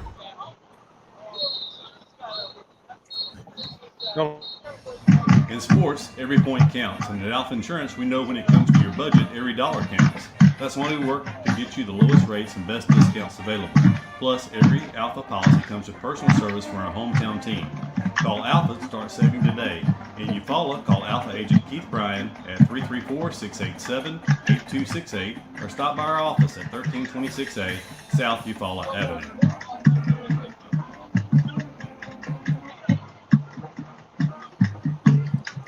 Hey, we're back. Mighty Tiger performs here in Montgomery at Catholic High School, just off of Vaughn Road, right across from the Weston Blunt Park here, the Alabama Shakespeare Festival. The Tigers have played a good first half of football here with the exception of 3 turnovers. Defense is bent. They really haven't broken. They gave 1 touchdown drive. They gave a field goal drive following an interception. And otherwise, the defense has played pretty good for a young defense. Tiger offense has moved the football. Unofficially, we have the Tigers with 189 yards of total offense in the first half with 8 first downs. They've also overcome some penalties. The Tigers have 4 penalties for 30 yards. There was another penalty call against the Tigers that was declined. Catholic penalties for 20 yards in the first half of play. But it was 2 interceptions on the 3rd and 4th possessions for Eufaula. The Tigers had a 1st and 10 from the 17-yard line of Catholic in a tie game. Tied at 7. They were going to answer the Catholic touchdown with points of some kind, but it was an interception. The linebacker undercut the receiver in the right flats, He returned it 22 yards out to the 39-yard line. From there, Catholic drove it down inside the Tiger 20-yard line before ultimately settling for a 36-yard field goal by J.D. Costa. Then the Tigers got the ball back, and they drove it again. The Tigers had it first and 10 from the 40-yard line of Catholic. They trailed 10-7. But the Tigers tried to razzle-dazzle. They basically tried a flea flicker play. They tossed it back to quarterback Wright, who got pressure. He was going to go down for about a 20-yard loss after he scrambled, but just trying to make something happen. He put the ball back over his head, just trying to get rid of it. It probably would have come grounding on him anyway, but instead it found the arms of big number 54, Brondarius Daniels of Catholic, who rumbled 40 yards for the Catholic touchdown to make it 17-7 here at halftime. Tigers then were not done. They drove the ball all the way down to the 21-yard line, or I guess the 20-yard line of Catholic. And on the next to last play of the first half, the Tigers tried a 37-yard field goal from the right hash. That was just wide right. The timing was just a little bit off on that. That kind of led to the miss. Wide, enough leg on the kick, but that's where we stand, 17-7 here at halftime. Doug, we'll have to total up Catholic stats the next commercial break. Severity. Last week, the Tigers played well in the first half of last week's game at home against Russell County before falling behind 14-7 at halftime. In that game, just like tonight, the Warriors received the second half kickoff. They took it 80 yards to take a 21-7 lead. Tigers took it again. This game, Doug, 17-7.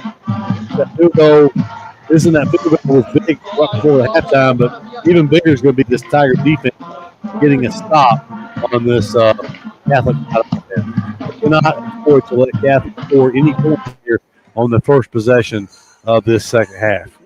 We've only seen the Catholic punter one time tonight. It was not a very good punt. So we'll see what what kind of adjustments they can make here at halftime, as it will be Catholic receiving the second half kickoff. Don't suffer in the summer heat. Benefield's Heating and Cooling in Eufaula has you covered. Locally owned and operated, licensed and bonded, we're your trusted Bryant Factory authorized dealer. And just like Brian says, we service everything we sell. So stay cool all summer long with Benefield's Heating and Cooling. Call 334-695-8039 today and be a cool cat this season. When it comes to professional gutter installation, Gutterman Dothan has you covered. Voted Best of the Wiregrass 7 years in a row, we provide top-notch gutter services across the Wiregrass area. Protect your home from rainstorms with our premium gutter system designed to prevent foundation cracks and water damage. Trust Gutterman for expert installation, quality materials, and a beautiful durable finish. In 1983, the first mobile phone was introduced to the public by the Motorola Company, and that was the same year Pam Freeman started her State Farm business. For 40 years, both have saved time and money. Whether it's auto, homeowners, condo renters, personal articles, business, life, or health, Pam Freeman State Farm has been there for you. Call Pam's office and let Kathy Bennett help you with all your quotes and needs. You won't find a more helpful staff anywhere. Come by and see them at 322 East Barber Street in Eufaula or call 687. Since 1953, Flowers Insurance Agency has been protecting you and your assets with policies tailored to your specific needs. Whether it's commercial, personal lines, life insurance, or employee benefits, including your employer-offered health insurance, Flowers Insurance has you covered. With access to over 50 insurance carriers, we provide the trusted service and products you deserve. It's simple. Call Flowers Insurance in downtown Eufaula today and find your peace of mind. At Glover Funeral Home, family means everything. Owned and operated by Kendall and Caroline Hanahan Glover. We live by our motto, our family serving your family. We treat each family we serve as one of our own, providing care and support during your time of need. Our dedicated staff is available 24/7 by email, phone, or in person. When you need us most, Glover Funeral Home is here for you because family always. Easy Metal building kits, pole barns, and metal roofing supplies. APEC Metal Express carries multiple kit sizes and colors with at-home DIY instruction. APEC Metal Express. Fast delivery, superior quality, excellent customer service. The family at Impressive Collision Center has been in business since 1940. That's impressive. Your transportation is one of the largest investments you have, so keep it looking new at Impressive. From a major crash to a small dent, Impressive can help. Now Impressive. They work closely with all insurance companies and give you a great price on your minor mishaps. Wow, impressive. And don't forget to check out all the accessories from install winches, brush guards, and bed covers. Impressive. Give them a call. Impressive Collision Center, 317 South Eufaula Avenue, 334-687-4400. R.W. Wingate and Company is a full-service accounting firm and a supporter of Eufaula High Athletics. They are located at 102 North Orange Avenue, Eufaula, Alabama, but licensed in multiple states. Richard W. Wingate has over 25 years' experience in public accounting, and the firm's services include personal and business tax preparation, bookkeeping, sales tax preparation, payroll services, audit of nonprofit and government entities, and business consultation. When doing extra is the point, contact R.W. Wingate and Company for your accounting needs.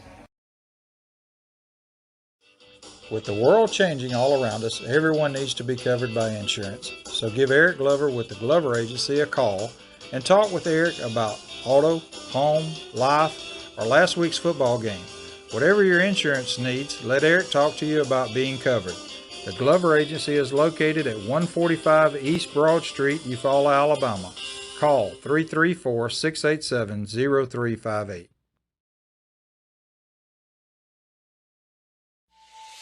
Of all the improvements you can make to your home, it could be the most important is not seen or heard, only felt. The ultra-quiet, energy-efficient Carrier Infinity Home Comfort System provides premium comfort with a whole home air purifier that gives you confidence you're breathing healthier air. It's an essential part of any healthy home.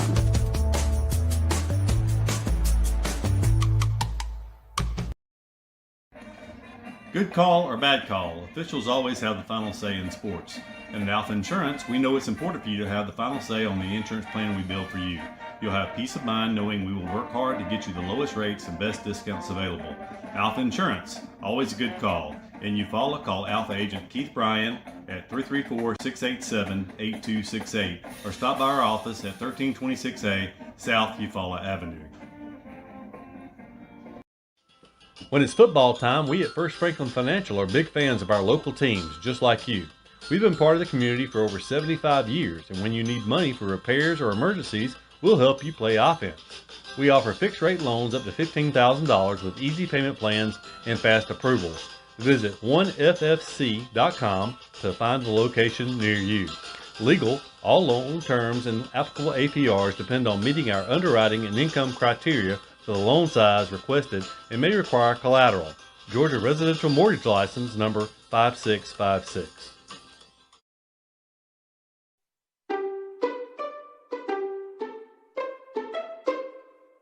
Hey Tiger fans, Daniel Pulley here, your local Chick-fil-A Eufaula owner-operator.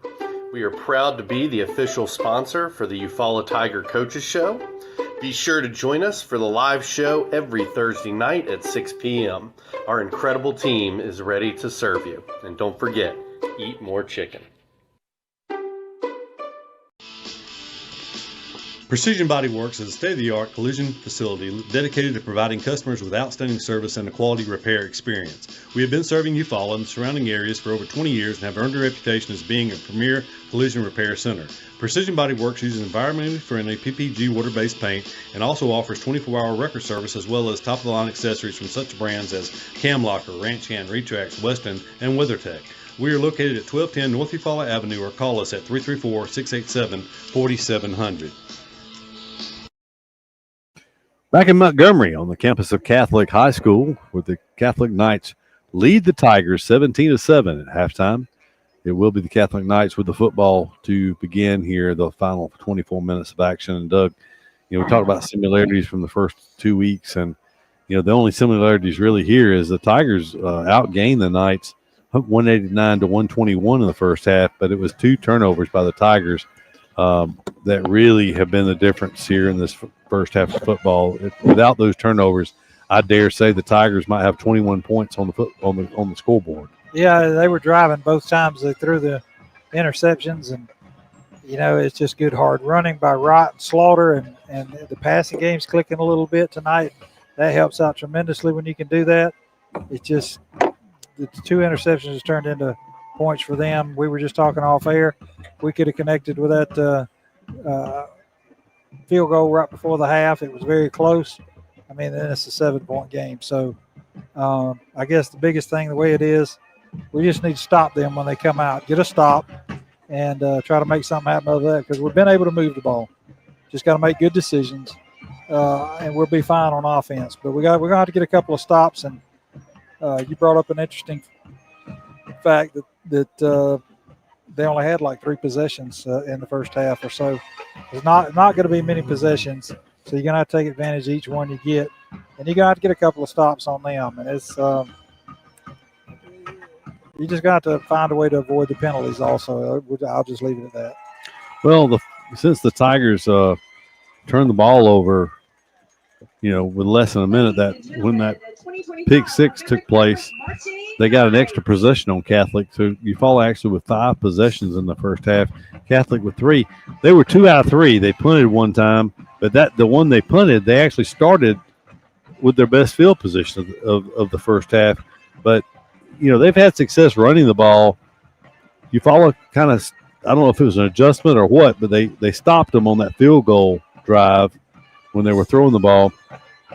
And I don't know, but they've had a lot of success running the ball, but they've been trying to pass the ball more so. So it'll be interesting to see what Catholic does here coming out in the third quarter, if they'll just stick with that running game that's been very successful, or if they'll continue to try to put the ball up in the air. Catholic made a good adjustment in the first quarter. Tigers came out and had a good package for them. I mean, they were blitzing from just walking up in a last-second blitz, and it was causing Catholic a bunch of trouble in the backfield.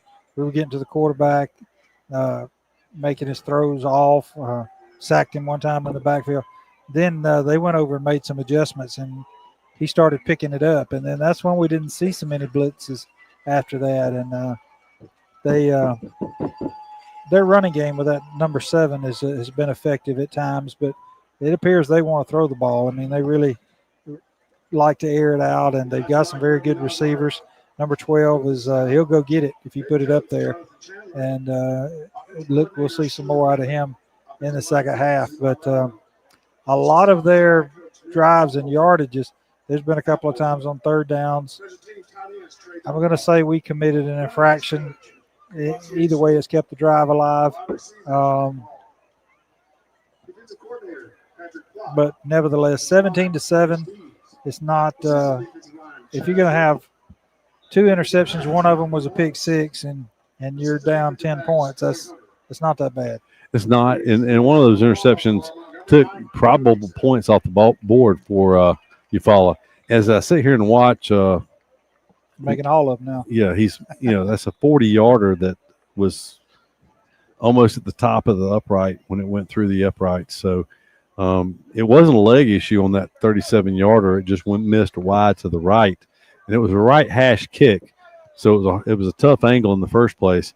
But I think the timing was off a little bit between the center holder exchange. So either way, it's 17-7 here, and it'll be Catholic on offense to start. It'll be interesting to see what our co-defense coordinators have come up with here during the halftime. And Doug, talking about defense coordinators, it's I'm trying to remember the first name, but it's the last name's Plott. I think Patrick Plott is the defense coordinator for Catholic.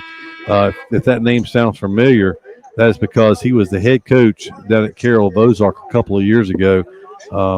Had a very fine team down there. Had his son was an outstanding player down in Ozark for the Carroll Eagles. He is the daddy, the former head coach for Carroll, is the defense coordinator here at Catholic. Of course, the head coach for Catholic is Jonathan Chandler, who played football at Troy, longtime acquaintance and friend of Coach Jernigan. So while they're counting down, we have a couple of more minutes on the clock. We will step aside for one final commercial break, And we'll be back with the second half kickoff from the Brown Heat and Air broadcast booth. We'll be back after this.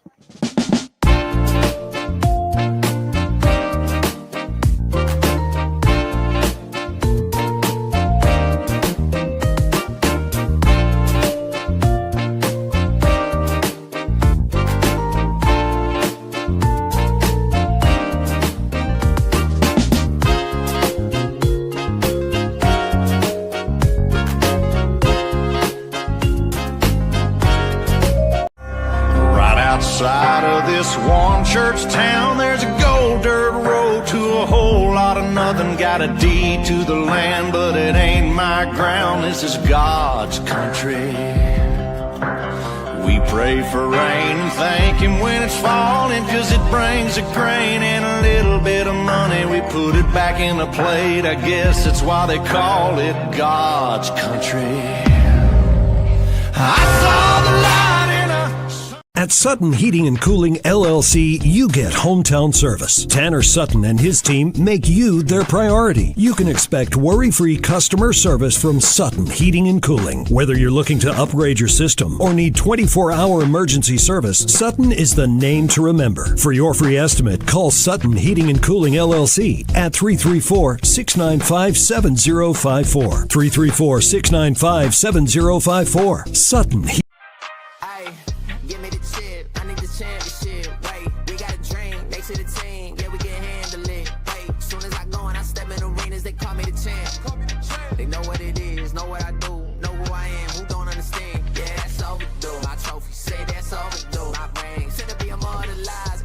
Yeah, they know it's true. They couldn't walk a mile to even fit into my shoes. Still, I got a lot to prove, but for all that we've been through, this overdue. This we ain't done.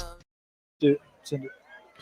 Hey, we're back in Montgomery on the campus of Catholic High School. We're going to send it down to John Wayne Robinson to get a quick sideline report on the on what's going on there as the Tigers get ready to take the field on defense. Get this camera right. Tigers came up. Let me get away from this fan so you can hear me. They came up, warmed up. They really seemed to be ready to get after a lot of excitement. I mean, we take away a couple of mistakes and a few penalties, and we're right here in this game. We can play with them. This isn't the team that we saw last year. We can play with this team. We just need to buckle up, do what Tigers can do, and get after them right here in the second half. Need a big stop right here on this kickoff, get the ball back, and still get some points. Yeah, we appreciate it, John Wayne. And we were just talking about that off air during the commercial break. It would certainly be nice to see a turnover. Catholic almost gave the ball to us on a kickoff. After the kickoff, after our touchdown, it was Sheffield who got hit and ball popped up in the air. Unfortunately, there was not any Tigers there to recover it. But if so, we would have had the ball deep in their territory. Maybe a similar thing will happen here. And it was also interesting the fact that Cooper Wingate kicked the ball deep. We didn't think that was going to happen tonight, as they have a couple of good return men. Sheffield also returns punts. Would you dare try an onside kick? I don't think so. If you look across that front line. Yeah, a lot of hands. Yeah. Not a lot of uglies up there, so.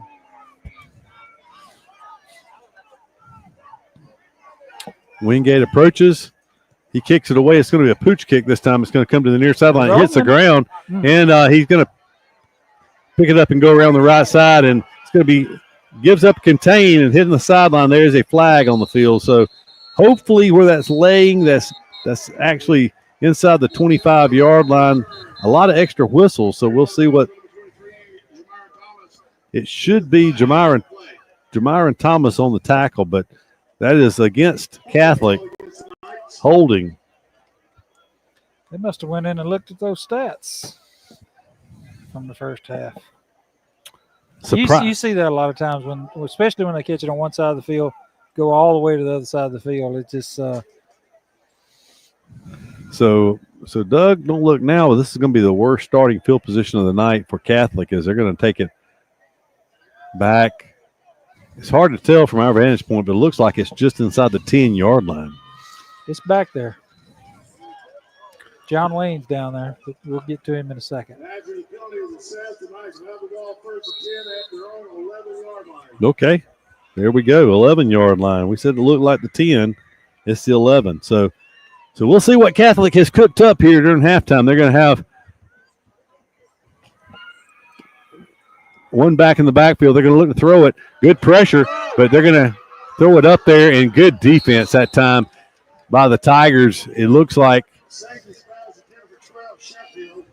same play they tried to open with in the first half. It was Jarrell McCray. I didn't think McCray played defensive back, but he did a great job because Sheffield had that ball, and he was able to rip that ball out to prevent the long completion. Incomplete, 2nd down and 10 from the 11. If the Tigers could hold them here, 3 and out, Let's they could get just hold them. Let's get a turnover. Either way, get the ball on the Catholic end side of midfield. It's going to be Finch Ford this time, sweeping the right side. And this time the Tigers are there, and they bring him down. Short gain on the play.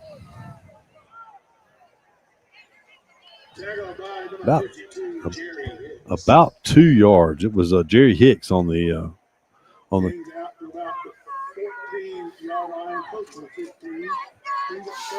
That's more than 2. Well, look at the down markers where it is. I think he was very generous. I'm calling it 2 yards. It looks like no more than 2 yards according to the down and distance markers. Quarterback's going to roll out this time. He's going to run, and he's going to sprint for the sideline, and I don't think he got it. He's not to the 20, so he was knocked out before the 20. So that would be a potential 3 and out.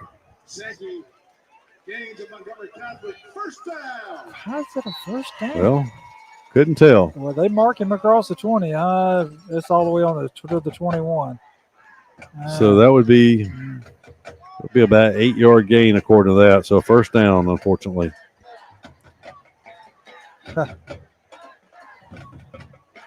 Sheffield in motion. He checks in right there outside the tackle, and it's going to be a tackle for loss.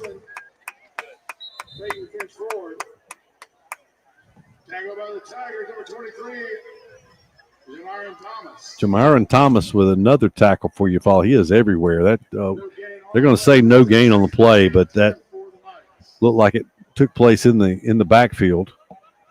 So 2nd down and 10 now. The Tiger defense already looks better, Doug, than they did in the first half. 4 plays and 10 yards so far for. Tipped. Ball is tipped. That'll make it 3rd down and 10.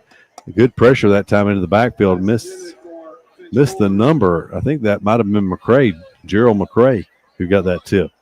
Glad he tipped it. They were trying to get it out to number 7 out here, the big running back, and he would have had a little room. It would have been one-on-one and open field, but they bring in extra receivers here on a 3rd and 10. Hadn't said that many times tonight for Catholic. Big play for this Tiger defense. They're going to have 3 wide receivers to the wide side. One of those is Sheffield, who is nearest to the quarterback. He's going to run across the field. It was pressure in the backfield, but the quarterback breaks containment, and he is going to be hit and be brought down out of bounds short of his first down.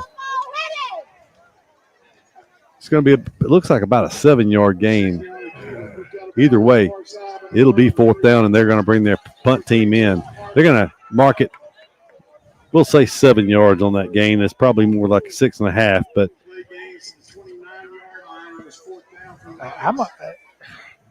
probably all not to say. That's the 2nd time tonight I've seen a running back for the Knights in the open field. I don't want to call it a stiff arm. It's about like a right cross as they try to get free, but they're huddling up, spending a little time. They don't have a gunner. No, they don't. They got 3 big guys blocking it. So it is. No, he just took some extra steps. Punts it away. It's going to take a Catholic, actually a neutral roll out of bounds, and Eufaula's going to get the ball up near midfield in good field position. So 9:48, the clock still rolling. Holy cow. They got a 17-point lead. Clock finally stops with 9:43. So Tigers take over with about 9:50, but the possession's going to start with about 9:43. We'll need all those seconds for the Knights over. From the 45-yard line is where the Tigers will take it. 45-yard line of Eufaula. It'll be Jalen Wright in an empty backfield. He'll have an H-back, which is Perry Bernard, to the right side. 3 receivers to the right as well. Give me a fade route, and the receiver, don't know if he was pushed down, fell down, tripped. Either way, it's going to be incomplete. That is intended for if you look at Coach Jernigan on the sideline, I don't think he was happy about that. It was intended for Ty McCoy that time. It'll be 2nd down and 10. 9:27 to go here in the third quarter. 17-7. That incomplete pass took about 17 seconds. Pass complete to Artorian Slaughter. Slaughter breaks a tackle, gets about 3 yards up to the 48-yard line. I thought that was a lateral there, Keith. I thought we was going to see a double pass, but it's going to bring up 3rd and about 7 for the Tigers. So question, Doug, is this 4-down territory if the Tigers have a positive play? Down 10? Hopefully I don't think so. Hopefully we don't have to see that. Trying to draw them off sides. Wright takes a snap. They're dropping back. Wright's going to roll to his right. He's going to pull it down. He's going to lower his head. He's going to go. He's going to pick up his first down as he's still on his feet. What a run for Wright. He's in the open field. He's breaking back across the field. It's a foot race. Wright is going to go for a touchdown. But look at the head official. Look at the head official. He's pointing towards the sideline over here. Oh, it's a hurt player. I thought he was pointing at a flag. 52 yards. And I hear the whistle blowing, but it was because of the injured player. Man, he was doing a lot of pointing. I thought something was – he's still pointing, Keith. I'm not convinced that it's a touchdown. I don't know what they're – I guess he's pointing at the injured player, but what a run by Jalen Wright. We didn't know if he was going to make the first down, and then he just kept going. And how many tackles did he break on that run? All the yards were after the yak. It was all after contact. He just – he's done it every game this year. It's just you almost got to see it to believe it. It's just like, how can you go through that many tackles? 8:33 to go in the third quarter. We got a new game. Here's the R.W. Wingate point after touchdown. It's up and good, and we're within 3, 17-14. If we could have somehow converted that field goal at the end of the first half, we'd be knotted up. But either way, it's a new game. Well, I'm glad that extra point went through. Great job. I want to say by Hinton snapping the holder, which I'm not sure, maybe McCoy, and Wingate on the kick, because, Keith, they loaded up right over center. And I know you can't hurdle the center, and a year or two ago you could not go over the center that way. They just bull rushed right over the top of Hinton. We were fortunate to get that extra point, but it pulls it to 17-14 now. So that's just the way you wanted to start the second half if we're on the Tiger side. Great job stopping them by the defense. Great job of execution. Let's just say by Wright, because a lot of that was right. The last it was 50 yards maybe. Yeah, probably. He got hit probably the first time just across midfield into their territory. So there's a 52-yard touchdown run on third down and 7. We'll see where they decide to kick here. Wingate does an excellent job of placing it. Every time tonight that we have kicked to them, they do what we used to do. They're basically trying to return it to in front of their bench. So look for Wingate maybe to try to push it to the right over here. Going to push it to the other side this time. It's going to hit the ground, and it goes out of bounds.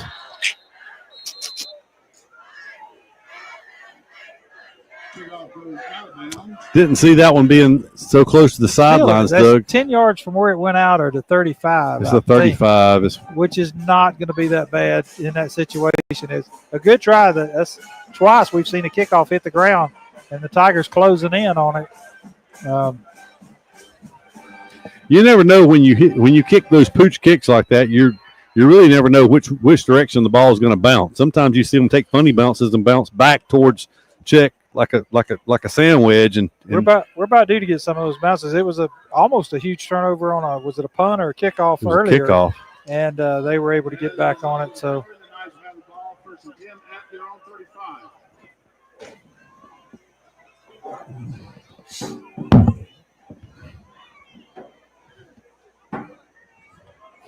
So it will be from the 35-yard line where Catholic will take over. Just their 5th possession of the game. That's with 8:33 on the clock here in the third quarter.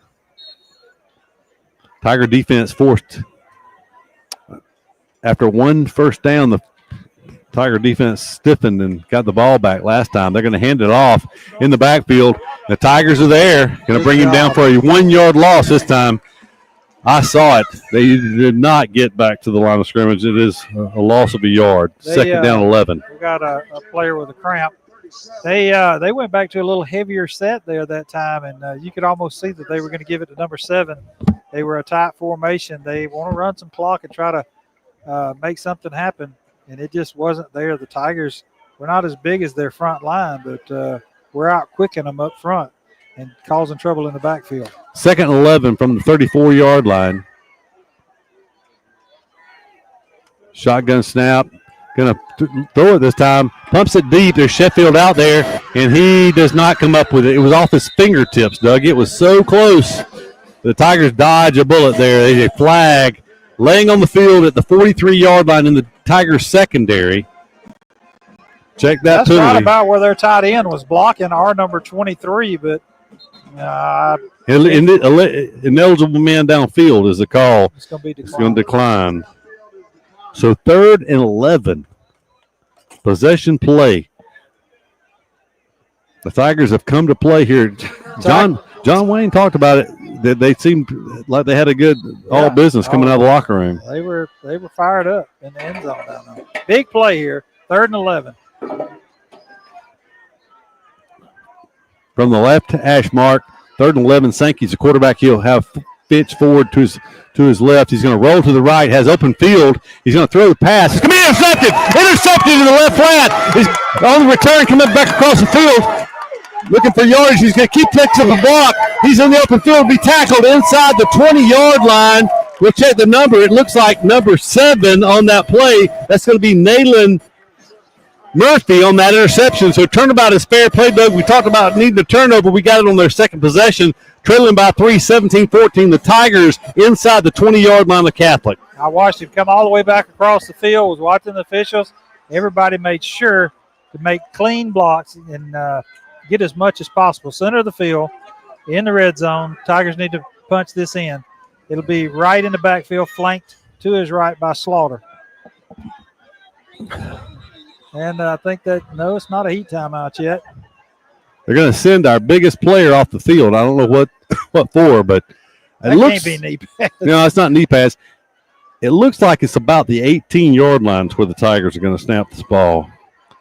Best starting field position by far.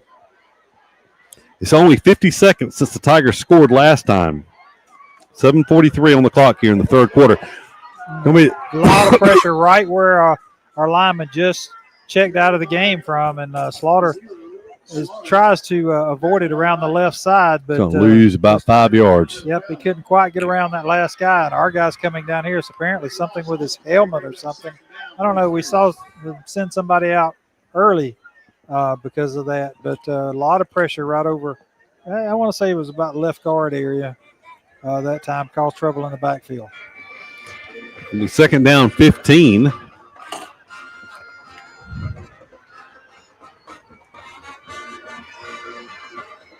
Right, flank to his right with looking to throw. He's going to throw it. Has a man there. He's going to overthrow his open receiver in the end zone. It was Zai DeVos who had broken free. He kind of ran a post corner route that time, Doug, and he was 2 steps behind the defense, but the ball was about 5 or 6 steps behind the defense. Just saw one of the coaches come down here. Actually, I think he was calling for field goal team, getting them ready just in case. Thought they were looking for the big lineman. He's actually back down there on the sideline now, but not time to check in here as the play clock's down to 16 seconds. So what do? Quarterback draw? You let Wright do his thing. They're trying to throw a screen. They complete the screen, but they get it probably a better angle. It looks like it was completed to Perry Denard, but he makes it basically back to the line of scrimmage for no gain. It is in the center of the field. if they decide to go for definitely. You got to kick the field goal and try to tie this game up. Wright was patting himself on the chest like, give it to me, give me the option. But they're going to line up for. Jalen Wright did a good job just completing that screen pass because they were all in his face. Yeah, he did a good job pulling it down. I'm surprised. Watch right over the middle, Keith. I can't believe that throw a penalty. They're just killing Hinton coming over the top. Good snap. There's a placement. It's up. It is no good. Short. It just doesn't happen, Doug. I mean, don't know what happened with that. It was short. We saw him hit a 45-yarder. That was actually a 32-yard field goal. I'll tell you what, if he's going to mess up, Keith, they are moving it now. That ball in high school goes to the 20-yard That was line. a 42-yard attempt. I'm sorry. It was a little longer. It was a 42-yard attempt because they snapped it from right at the 25-yard line. So in high school, it's not the most fair thing. If you tried an 80-yard field goal, it would go down and it would be they'd take over possession from the 20-yard line. So that's where the Knights will start. They're on 20-yard line, 1st and 10. 6-11. 6-11. So we'll have one play and then a heat timeout, I guess. There's a snap. They're going to hand it off to Finch Ford. He is going to try to run the right side. He will not get much, if anything. Not sure he got to the line of scrimmage. They're going to call a heat timeout. We'll take a timeout, too. We'll be back with more Eufaula High School football after this timeout.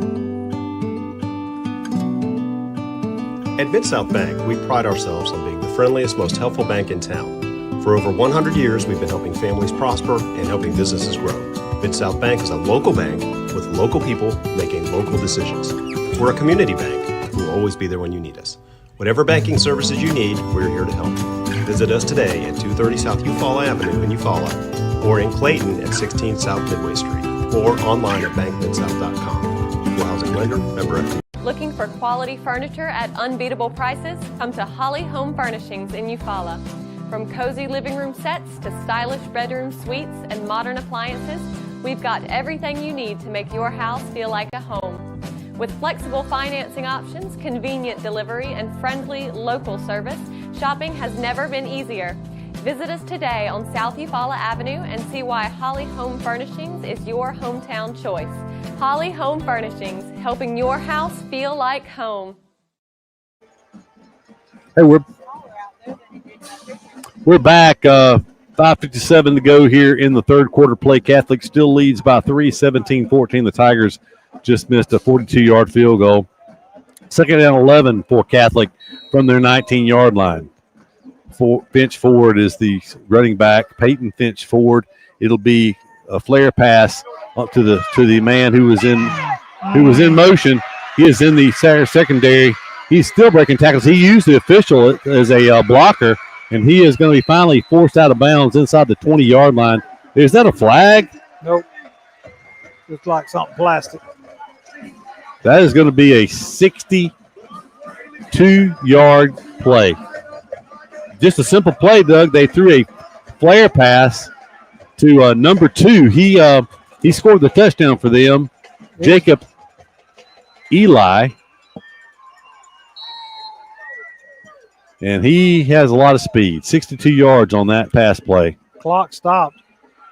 He went out of bounds. 23 seconds for that play. So the Tiger defense, Catholic in the red zone from the 19-yard line of Eufaula. It'll be Finch Ford. He reverses field, heads to the right. He's going to be 1st and goal for Catholic from the 5-yard line. As he started right, he reversed field. He got it down to the 5-yard line. That's going to be 14 yards on that carry. Had him in the backfield and just didn't wrap up. So it's Doug, important to bow your neck here to try to hold him to a field goal attempt. I mean, it looks like a different team for these last 2 plays. 76 yards in 2 plays for Catholic. And they draw the Tigers offsides on the delayed count. You know, last time they brought in number 2, Eli, ran a Wildcat. Well, they're bringing in the heavy set. And this number 2 going to be running quarterback as they're going to get it down 1st and goal. It was 1st and goal from the 4. This will be 1st and goal from about the 3.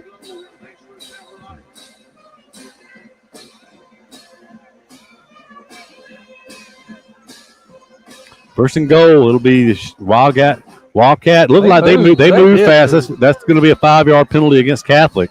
See if this changes their strategy, Doug, because they gained about 3. They're going to lose 5. It'll be first and goal from the 8-yard line now.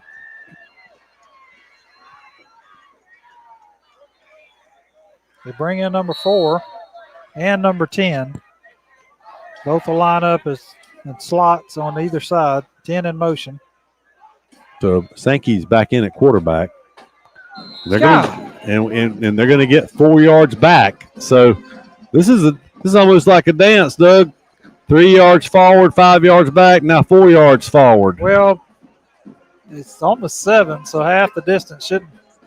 But they're going to put it there. So they didn't go half the distance on that one. They went 5 yards back, just like they did. Why is that not surprising? So now they're back in that Wildcat formation with Eli, and he's going to take it off the right side, and he is going to be stopped short of the end zone, but he picks up about 2 yards down to the 1-yard line. He runs extremely hard, I will say that.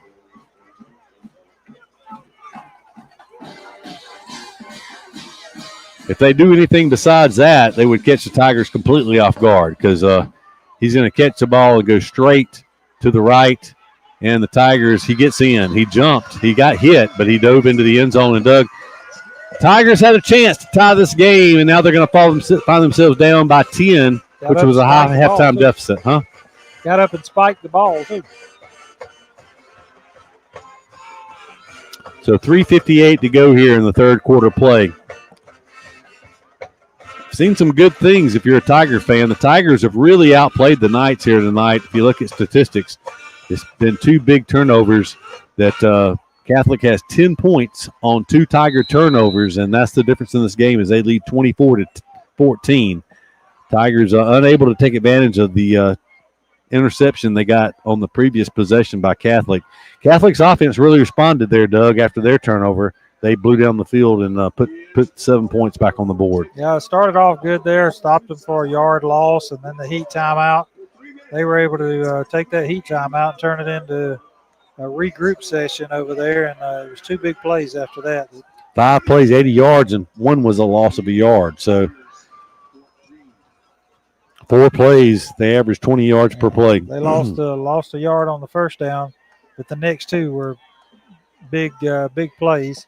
And then the last 2 finished up the last 4 yards for a touchdown. Jalen Wright's going to go back in and be your deep receiver on this side again. They've been kicking to this side right in front of us. Each time it'll be Jackson and Wright on this side. They just call Slaughter, but going to kick it to the side again. It's going to come down to Jalen Wright at the 19-yard line.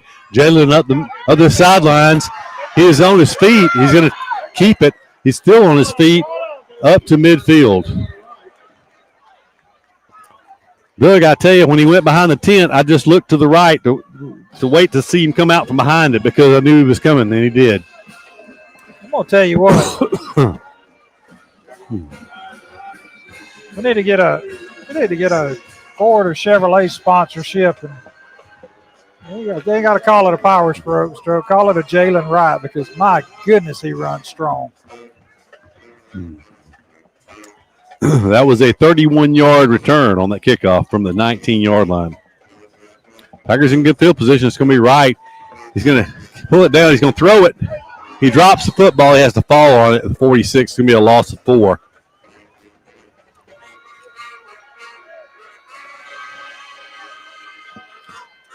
Look, he's got to be in great shape because, I mean,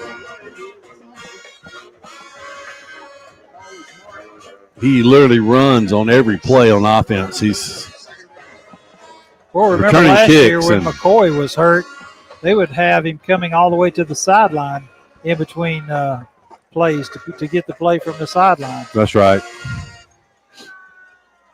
They're going to call it second and about 13 to 14 yards here. Ball's about the 46-yard line. Shotgun formation, bunch set to the right. Jalen Wright takes it. He's looking to throw. He's going to pull it down. It's just a crowded middle, Doug. As he pulls it down, there's just really nowhere to go. They bring him down for a 1-yard gain. He's got some single coverage. He's going to have to try to get the ball to his receiver on a couple of those because they're really concentrating on him. They probably have 2 spies on him at this point. Yeah, he's going to have to let it go. I mean, especially on 3rd and 13 here or 3rd and 12. You're going to have to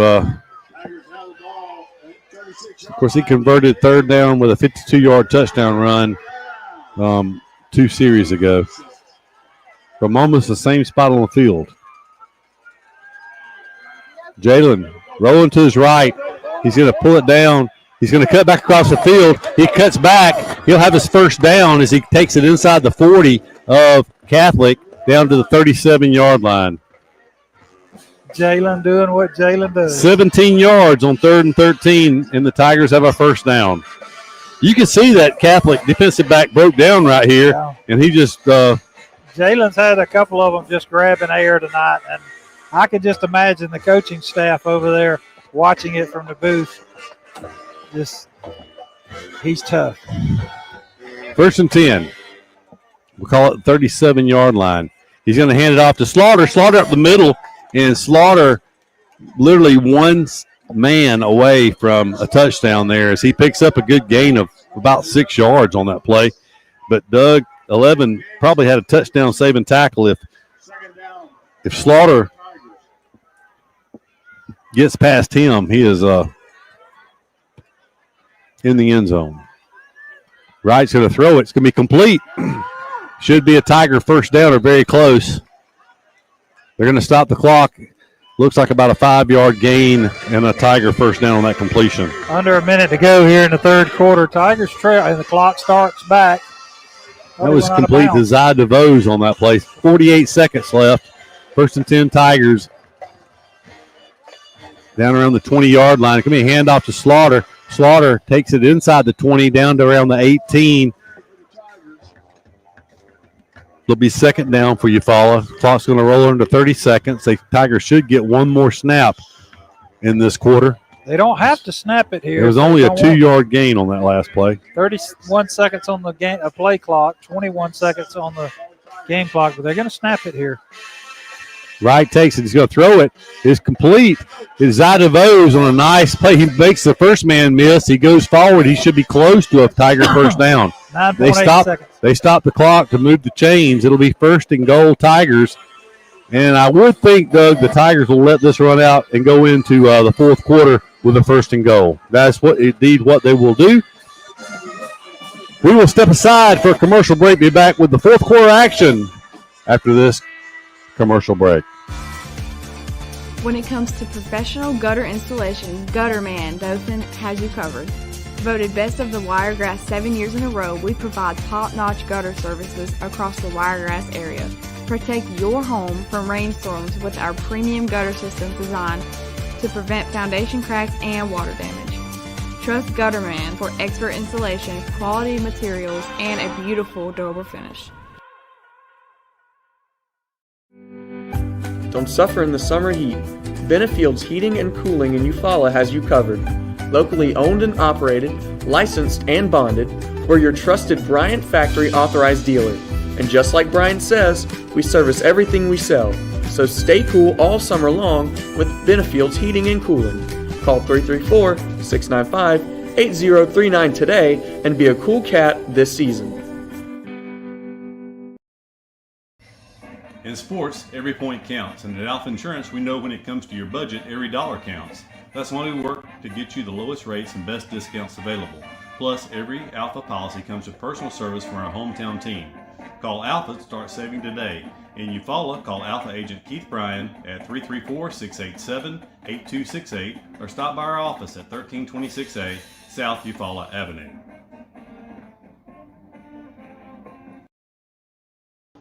Back in Montgomery where we're getting ready to start this 4th quarter. John Wayne, give us a report real quick before we start the 4th.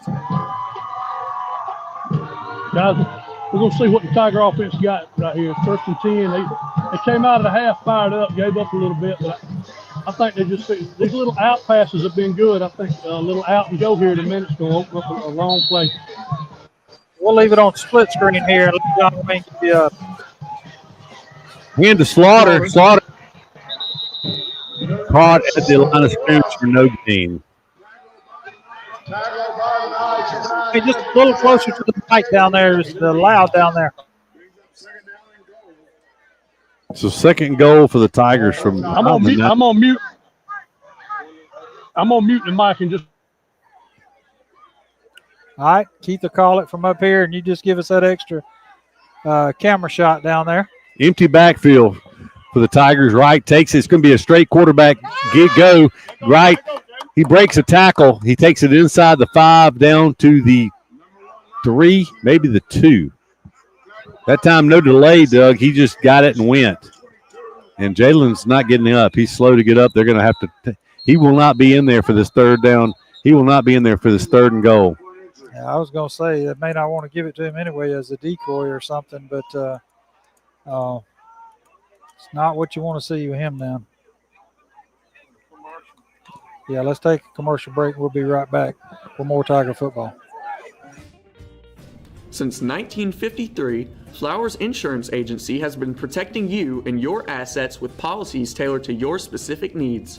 Whether it's commercial, personal lines, life insurance, or employee benefits, including your employer-offered health insurance, Flowers Insurance has you covered. With access to over 50 insurance carriers, we provide the trusted service and products you deserve. It's simple. Call Flowers Insurance in downtown Eufaula today and find your peace of mind. Coaches. In 1983, the first mobile phone was introduced to the public by the Motorola Company, and that was the same year Pam Freeman started her State Farm business. For 40 years, both have saved time and money. Whether it's auto, homeowners, condo renters, personal articles, business, life, or health, Pam Freeman State Farm has been there for you.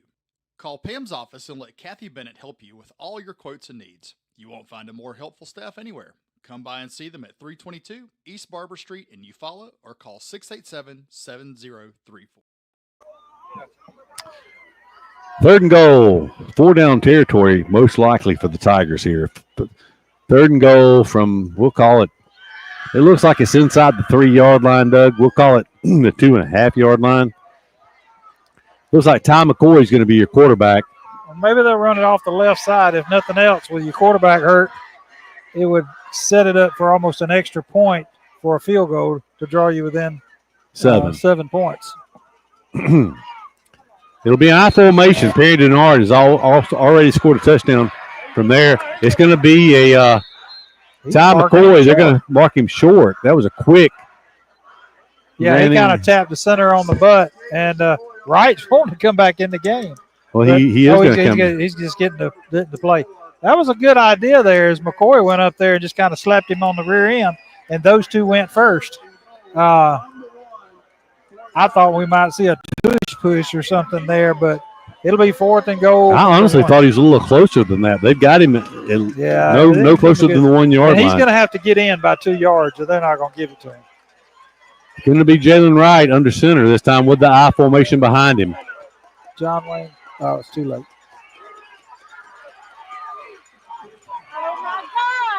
We did not. Oh, yeah. Touchdown. Signal. Well, I lost it. I thought they gave it to Denard, but Jalen kept it, and he got in. Touchdown Tigers on the delayed reaction here, folks. 10:08 to go here in the 4th quarter play, and we've got a new ball game again. It's 24-20 with the extra point forthcoming. The R.W. Wingate and Company extra point. They're not lined up right. If he'll put that ball down, they're going to switch over. I was fixing to say if a Fisher would have went ahead and put that ball down, we could have had an easy 2 points there. At this point, Doug, I hope we go ahead and just kick this extra point. That'd be the wise thing to do, I think. I tell you, I'm concerned about the way they're coming over our center, though. It causing a bad snap. Hinton's really taking a beating out there.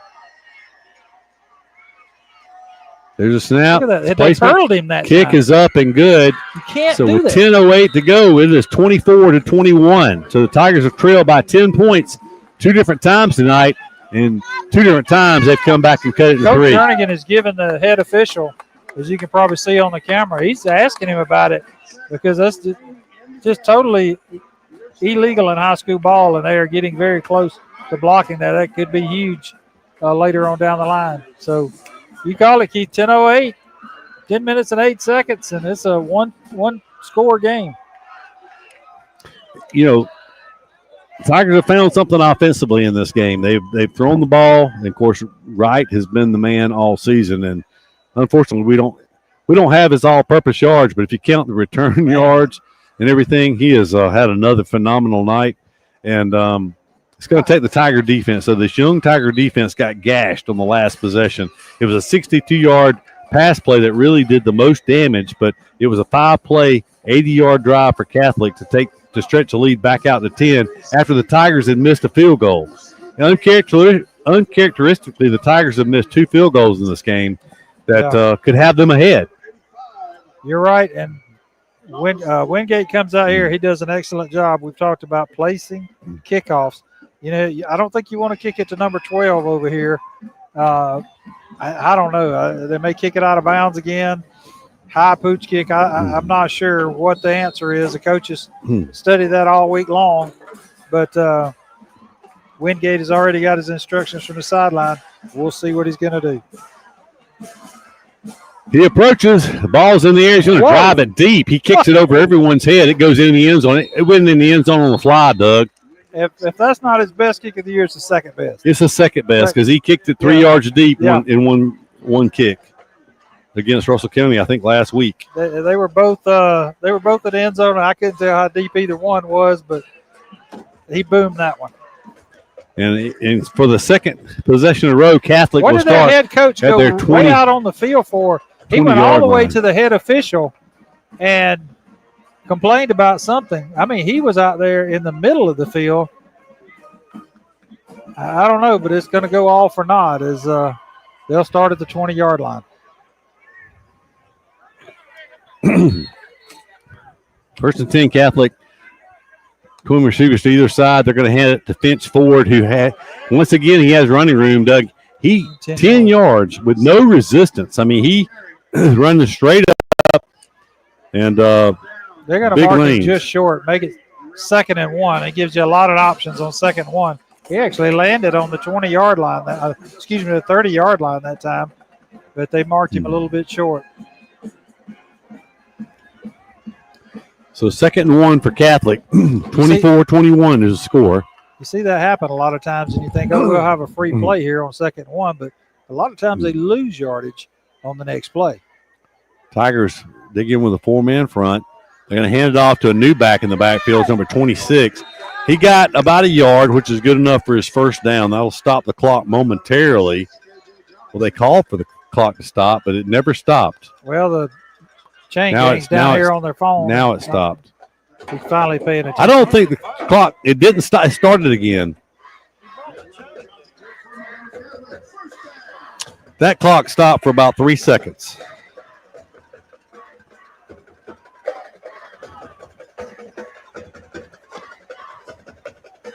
First and 10. They're going to hand it. He's going to be tackled in the backfield this time for a 2-yard loss back to the 28, maybe a 3-yard loss. We'll see where they actually spot it down. Good penetration that time for Eufaula. They're going to spot him back at the 27. So a 3-yard loss on that play. 8:38. The clock is running. This is a possession the Tigers need to get a stop. Get the ball back to the Tiger offense. Tigers have had a 7-point lead in this game when it was 7-0. They have trailed since. Trailed by 10 at halftime, 17-7. Trailed 24-14 here in the second half. It's 24-21 currently. Sankey looking to throw. He's going to get late pressure. He's going to flush out to the left, and it's going to be Thomas. This is Jamiron Thomas on the tackle. A loss of 2 back to the 25-yard line. Keith, we're right here on the line. He went out on the 25-yard line on the far side. That's where they're going to mark it. I was fixing to say. And the clock's still running. It did not stop. Stop the clock! The official on this side that actually gave him more yardage than that. It'll be 3rd and 15. Hey, we got home cooking. It did not stop on the first down. It did not stop on the out of bounds play. They throw it, and it was incomplete. Will they stop the clock on an incomplete pass? No, they don't. Stop the damn clock! It brings up forward and finally the head official. Here's Keith all the way up here on the top row. And he motions for him to stop the clock, but I don't know, Keith. They got a good last two plays, at least 15 seconds. He's going to look up at the press box now. 7:22. They put in 7:30, but they still come out to the good on that. The last time they did a punt, he did a rolling run this way before he kicked it, bought some time, and that's what he's going to do here. He kicks it away toward the sidelines, away from the Tiger defender. He hits and takes a big Catholic roll. It's going to roll dead at the 30-yard line. Clock still running, 14-13. Got a good 5-6 seconds as the fans up here on it now spotted it very quick, and the head official just not paying it any attention. The Tigers have the ball. I tell you what, that may bite them in the butt, Keith. If the Tigers could take this down and punch it in and score and take the lead, Montgomery Catholic may wish they had that extra time back. As long, let's just hope for no flags either way. Well, we're gonna have Wright takes it, he throws it. It's complete. Nice catch by McCoy. It's going to be a 5. Well, come on. What about he went helmet first. It's a 6-yard gain. Nice catch by McCoy on that play. What did they stop it for? Still running. They've told them to stop it. Where their player hurt on the field. An additional 3 or 4 seconds ran off there. But a great catch. I think you said it was McCoy. It was Ty McCoy that time on the catch.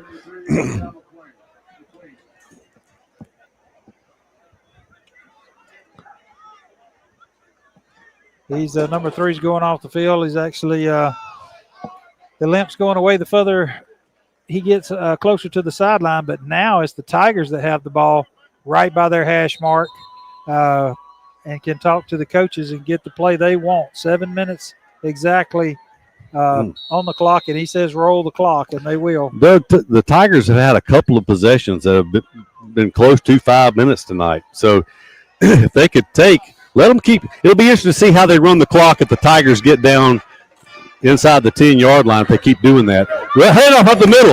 Nice play. It's going to be a first down and more. It's going to be Artorian Slaughter across midfield. They finally across midfield down to the 47-yard line. That's a gain of 18 yards on that play. He rolled it before the chains are even set. That's fine. Let them roll it at this point. Well, as long as we don't mess up and need the extra time ourselves. But I think, like you said, that may come back to bite them before this is all said and done. Tigers trail by 3, 24-21. Wright takes it. He's going to throw the fade route down the sidelines. Diving, laying out is Ty McCoy. Unable to come up with the and the clock is still running on the incomplete pass. They just keep slipping time off the clock, folks. John Wayne, well, let's take it down to John Wayne real quick. Charles, as there apparently was a flag right in front of this tent we couldn't see. Pass interference. Oh, we lost him. He's we lost John Wayne, but they called pass interference on Catholic. That'll be 15 yards. Well, I don't know that he went 15. He did not go 15 because he only marked off 10 yards on that.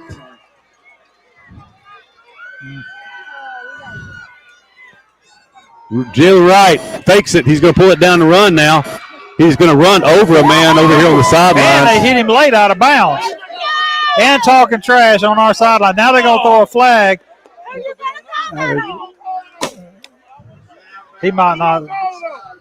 He's going to offset it, I bet you. But number 9 for them was all the way over here. Had Jalen Wright up against the fence if Charles followed it. And they're pointing to us.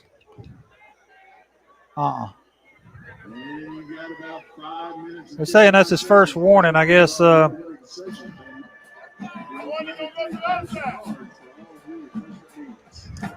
It would be second and about 3.5, 4 yards. The second 4. It's time for the heat timeout, Doug, so we'll see if they take it. We could probably use it. Might want to remind him. You know, He's not. I've seen several things tonight. We didn't tell you about it, but during one of the timeouts, when they had the ball down on the goal line, a lot of discussion on the far side. They wouldn't let our guys come past the numbers and made the coaches stay on the sideline. Couldn't talk to them unless they did it that far. They're going to say heat time out here. But earlier during that timeout, they made our guys stay out of the numbers. And our coaches had to stay on the sideline. But yet and still on the far side of the field, their whole team was off the sideline. All right, we got John Wayne back. Let's go back down and find out what was going on. Is it back? Wayne, go ahead. And then we had a hit out of bounds. There was a flag on the ground, but I don't know. They never moved the ball forward, so I don't know what came of that flag. Was that penalty on them? Was that holding or was it pass interference? It must have been a holding call because he did have a hold to him when he was trying to catch the ball. And they only moved it 5 yards. Yeah. So, yeah, but number 9 followed Jalen all the way up against the fence. I don't know if you saw that or not, and they called that offsetting. So, here we go. Second down, a short 4. First down would come just inside the 27-yard line. The ball snapped from the 30. 5:59 on the clock here to go in this game. 24-21 is your score in favor of Catholic, but you follow on the move. Why does he say roll the clock? You don't on a heat timeout. You don't. Tom McCoy, he's in the open field. He's inside the 10. He's down to the 7. Spear and a late hit. No flag. The clock still runs, but you know what? Well, they'll start stopping it now because they're going to need that time. So that was a 23-yard gain on that pass play. A great play by Tom McCoy that time as he broke free. They're going to start the clock now with 5:45 to go. There's a whistle. And something, a kickball or something down in the end zone from the kids playing. They got to clear that out. Cheerleaders are going down, trying to pump the Tigers up and get them in the end zone. After this play, we'll go down to John Wayne, regardless of the outcome, and get an update.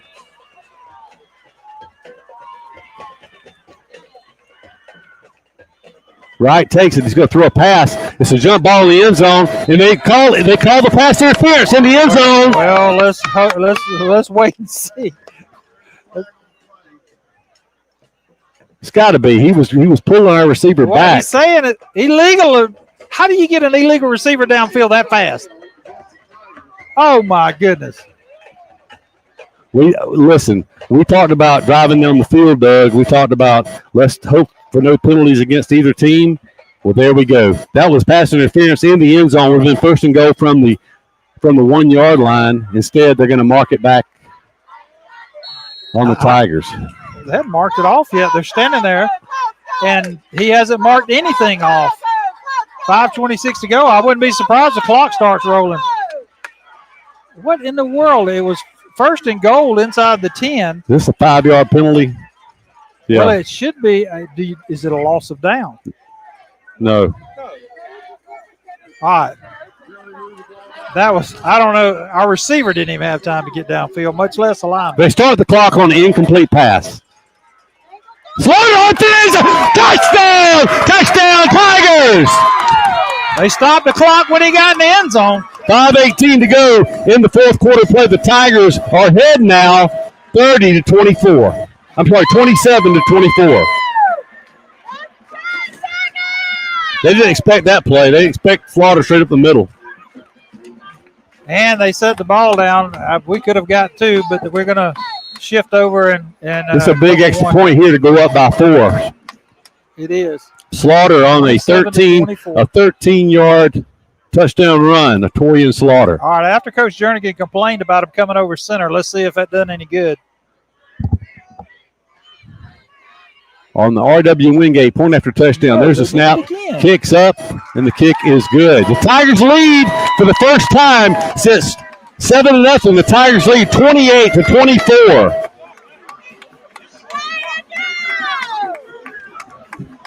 Well, look for them to air it out and try to get some pass interference calls here. They still have plenty of time, 5:18. That sounds like an awful lot of time, Keith, unless the clock rolls the way it did against us. You know, but that drive only took 1:56 seconds despite all that. It was a 4-play drive. 4 plays and 70 yards. You think about it, 4 plays in a minute and how much? 1:56. So almost 2 minutes for 4 plays. So, yeah, that's it was working. So it's going to be interesting to see what happens now. They did not expect the Tigers to score on that drive. They wouldn't have been running the clock like that. Exactly. They were counting. They were trying to make it where that was the Tigers' last possession.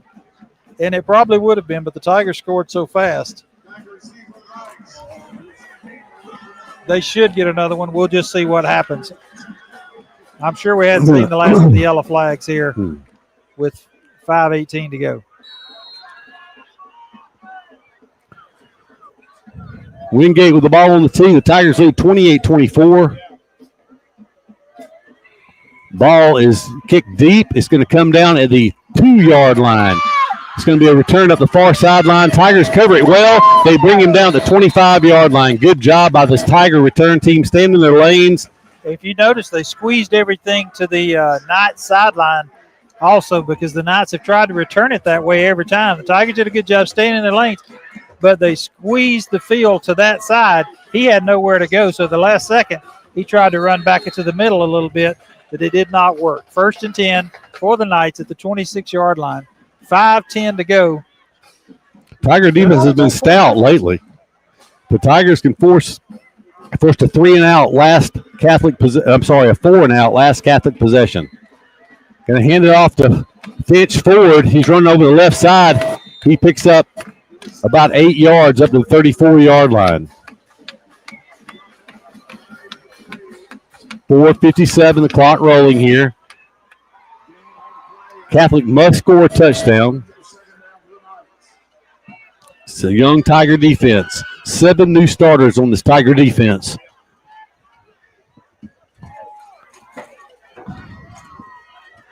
Going to hand it off to the running back again. He's going to be tackled for a loss. A good play in the backfield that time by number 11 for Eufaula, Henry Brunson. He brings him down behind the line of scrimmage. They'll mark it at the 30-yard line. So that's a loss of 4 on that play. It'll be 3rd down and 6. Loss of 6. We'll see if they decide to put the ball in the air here, Doug. 4:12 and counting here in the game. Eufaula leads 28-24. Almost want to get pressure on the quarterback because if you let them air it out, there's going to be a flag. So if we can get to the quarterback and get a sack. Press coverage on this outside receiver here. Sheffield is the closest receiver to the quarterback. That's the direction he's looking right now, but they sack him. He is down. He's down at the 22-yard line. It'll be 4th down. The clock continues to run with 3:46 to go in the game. Eufaula with the 4-point lead. Catholic with 3 timeouts. Doug, do they punt on 4th and 13? They will use the first of their timeouts here on 4th and 13. That play, Doug lost 7 more yards. That's John Wayne. What do you see him down there?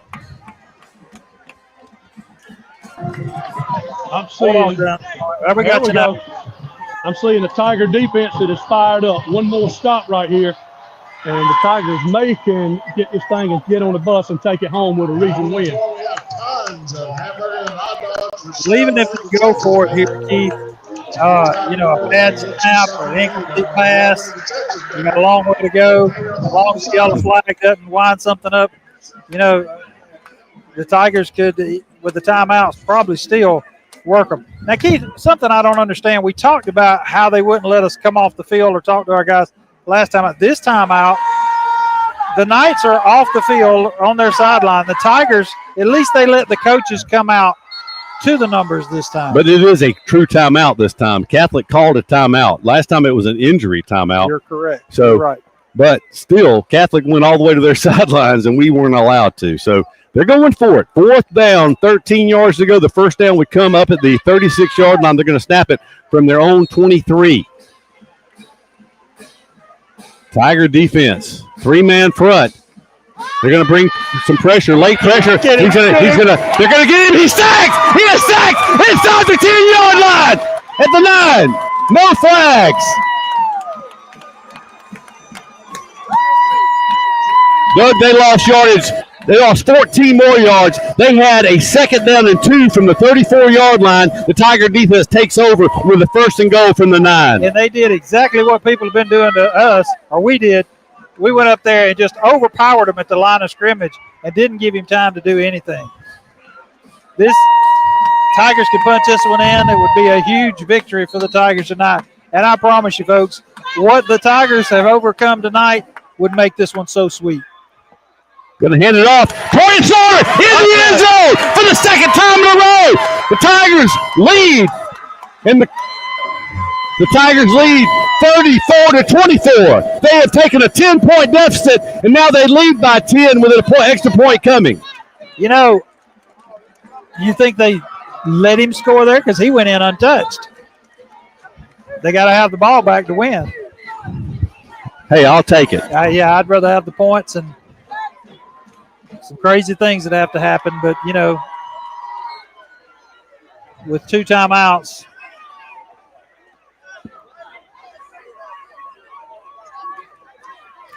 R.W. Wingate, point after touchdown. Cooper Wingate, there's a snap, the placement, the kick, kicks up, kicks good. 35-24, Tigers lead. 3:21, 3:21 on the scoreboard clock.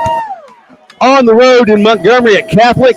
Doug, the Tigers have shown a lot of resilience this game. They were down after 2 interceptions. The Tigers have moved the ball all night long, but 2 interceptions. One was a pick 6. The Tigers found themselves down by 10 with Catholic receiving the second half kickoff. This young defense has gone a long way towards growing up here in the second half tonight. And doing it with really a 3-man front. They'll send a blitz every now and then, but they're taking 3 and just whipping the 5 up front for Catholic. And a blitz or on the outside or something every now and then to help out, but those guys have just gotten it done. And coverage in the secondary. They know they can't get within, they can't breathe on them or they're going to get a flag. So they're doing a great job of, like you call press coverage up front, is giving those guys time to get to the quarterback. So 8 yards. So Otorian Slaughter was on back-to-back runs for 2 touchdowns, the last 2 touchdowns here, and the Tigers have the ball on the tee again. Yeah, I don't know if they let us score there so they could get the ball back or if the fact that all 11 guys was looking for Wright to carry that ball. Cooper Wingate puts a big foot into it. This one's going to be a little shorter. It's going to come down at the 7-yard line. Same man on the return, number 17. He's looking. He will get a little bit better. He gets 1 more yard to the 27-yard line. So that'll stop the clock. Actually, the clock ran a little extra second or 2. They got a couple of ticks in there. So Doug, I guess during regular season games, is the clock operator just a? They're short on the officiating. It's short on the officiating crew, so I'm sure it's not an official up there tonight. From their 27-yard line, Eufaula leading by 11. They're going to throw a quick screen, and the Tigers are all over it. They take him down after a 2-yard gain. That first man there was Jamyron Thomas was the first man there. They're lucky 77 didn't get a block in the back there, pushing the back, or illegal man downfield as he was way out past the 30-yard line. Tigers teeing off. They're coming after the young quarterback. He's gonna flush in the pocket. He has room now. Tigers are running. Just don't get a late hit out of bounds, and we can't see. It happened behind the tent. It's going to be somewhere up close. It'll be short of his first down, but we can't tell how much. It's going to be 3rd and short. We'll see where they spot it down. It's going to be 3rd and 2. 3rd and 2. John Wayne just signaled up here. That clock stopped Johnny on the spot that time. So a 6-yard gain that time by the quarterback, C.J. Sankey.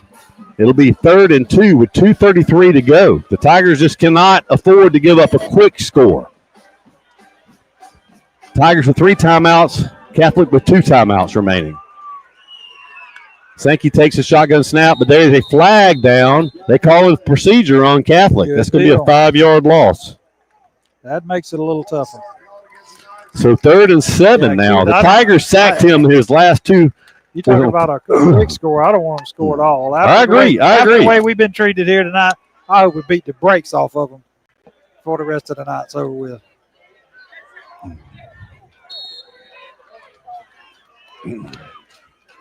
3rd and 7 from the 30-yard line. Tigers. The receiver's offsides. There was movement up front. They're going to throw it. It's going to be incomplete. It was intended for Sheffield. It's going to be 4th and 7 with 2:21 now to go in the game. Eufaula leads this game 35-24. They trail this game 24-14 in the fourth quarter. Heading into the fourth quarter, it was 24-14. Eufaula has outscored Catholic 21-0 here in the fourth quarter. They take the big, tall receiver, number 10. They're actually going to take a timeout here to discuss it. Let's go down to John Wayne.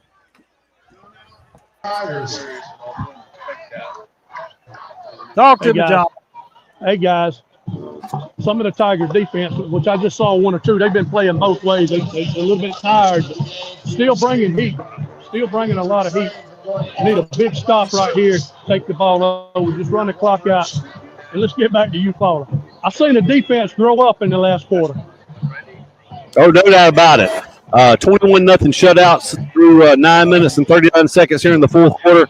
It's been a thing of beauty. And this defense actually has only given up 17 points in this game, and 3 of those were off of the turnover. So the defense has only given up 14 points in this game. I'll tell you what might not be a bad idea here, Keith, is they take a timeout to discuss what they want to do.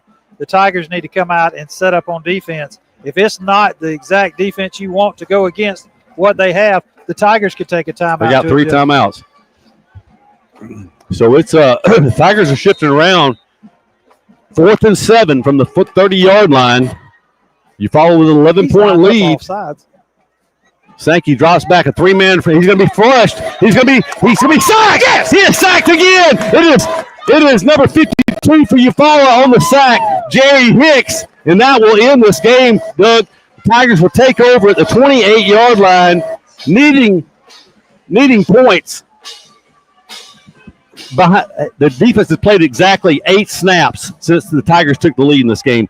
Catholic has not gotten a first down. Done an outstanding job against this Catholic team. And, folks, I'm going to tell you, I personally, and a lot of folks sitting up here with us was just so disgusted with some of the calls and the things that was being taken away from the Tigers. Tackle him up around the head.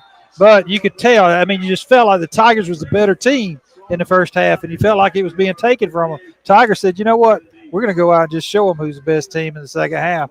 And they did. Under 2 minutes to go now. The clock starts back running. It stopped for a second there with 1:57. But the Tigers will use all the time on that play clock. There's 29 seconds left now. 1:45, 1:43 and counting. Still 20 seconds on the play clock. They can take it down to near 1:20 before they snap it here on second down. It says they have 2 timeouts on the board, but I think it should be one. They have 1 timeout left. New running back in the game actually is 23. That is going to be Thomas. Hold on, the ball. He gets the ball. No, I'm sorry. It's Cruz. Number 22, Cruz in the game for the Tigers. He kicks it off right tackle. Colin Cruz. Timeout super quick. That'll be the final timeout, even though it said 2 on the board. Unless we're playing, who was that, Missouri that time? Got shortchanged for timeouts, Colorado or something. Well, they called a timeout. They called a timeout on the first 4th down. They called a timeout on the second 4th down, and then this one. There's 3 timeouts. It'll be 3rd and about 6.5 somewhere, just short of 7. But the Tigers don't look for them to air it out, but obviously. But if they could pick up the first down, it ain't gonna matter anyway. Well, maybe one of those timeouts was Eufaula because Eufaula only has 2 timeouts remaining. I think they took it off the wrong side of the board. They're still showing home side with 1. I don't know. If we pick up a first down, it won't matter. It won't matter. So does number 1 carry the ball here? If I was calling the plays, he would. From the 24-yard line, it's 3rd down and about 5, a long 5 for the Tigers. Wright takes it. He's going to hand it off, though, to Cruz. Cruz is going to take it down for about the 21-yard line. They're calling another timeout, so apparently they still had 1. So maybe 4-second play there. Maybe Eufaula did. We'll give them the benefit of the doubt. Maybe Eufaula did call one of those timeouts. 1:10 on the clock. It's 35-24. It would take. Look, Eufaula has the ball, 4th down. Even if we don't go convert, for it, or do you try to kick the field goal? You go for it. I think so too. I mean, they're going to get the ball. If you kick the field goal, you go for it. You go for it. You Man, go for a few it. words. We ain't heard him all night. He said, "Go for it." So let's go for it. I mean, the field goal doesn't do anything for you. You're already up 11, and it's not. They have an excellent kicker, so it's not like they're questionable on the extra points. the field goal only puts you up 2 touchdowns. Here's where a defense will try to slip too many folks out there. Let's make sure 6, 8, 10, no 11. They're good. So 4th down and about 3 yards to go. The first down will come at the 18-yard line. Jalen Wright has Cruz beside him, and Wright's going to keep it. He'll have a first down. He'll have a first down. The Tigers can kneel on it and go back home to Eufaula. Down to 82 with a victory over the Catholic of Montgomery Knights. They stopped the clock for the first down with 1 minute to go. It'll be 1st and 10 Tigers from just outside the 10-yard line. Victory formation for the Tigers as we roll under a minute. To hold it. Charles, there wasn't a lot of people that picked the Tigers to upset, but I know one, Sarge Shelley, is going to be happy to see this one back home. 43 seconds, 13 on the play clock. So it is going to take one snap, one kneel down, and this game's over with. And there it is. He takes a knee with 30 seconds, and that'll do it. Tigers go to 2-1, 1-0 in region play, and they'll come back home next week. They'll be at Tiger Stadium next week to take on the Headland Rams. Remember the Chick-fil-A of Eufaula Coaches Show live Tuesday night from Chick-fil-A. And looking forward to this be with Coach Jurgen. This will be a good one. Watching. It's funny that they were running the clock while they were running it. John went to work his way out. This one, you know, there's you want to lose. Some of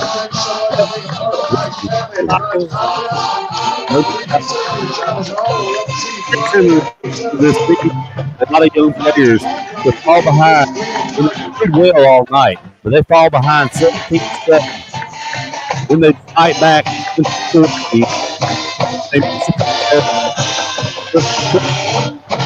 that was the time when the Tigers could have folded when they fell behind 24-14. We talked about how tough Jalen Wright is and running the ball. We saw Slaughter running the ball hard tonight. He was very effective. But I'm going to tell you, that defense, play defense as hard as Slaughter ran the ball. So it was a great outcome. It was a great effort.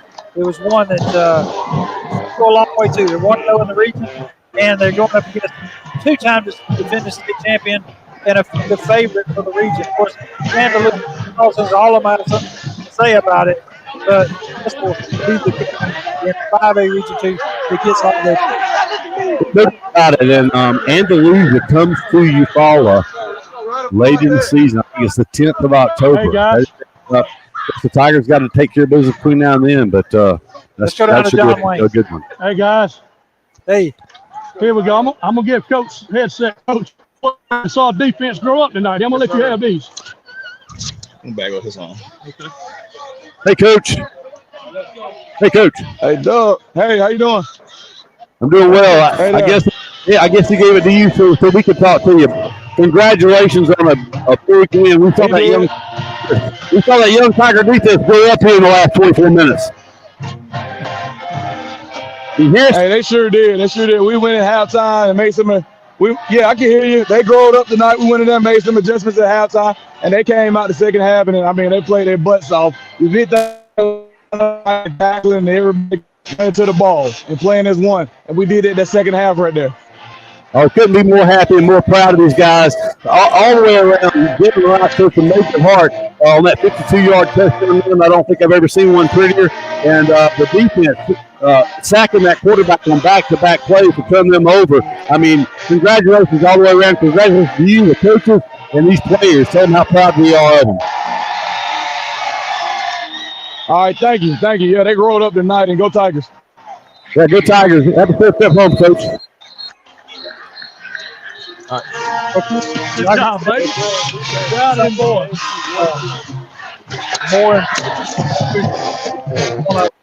I was sitting there thinking a minute ago, it was getting so close game and everything, and you talked about bringing Tracy tonight, and I was like, I think the last game I remember seeing her at was a Hueytown, and that was always a close one.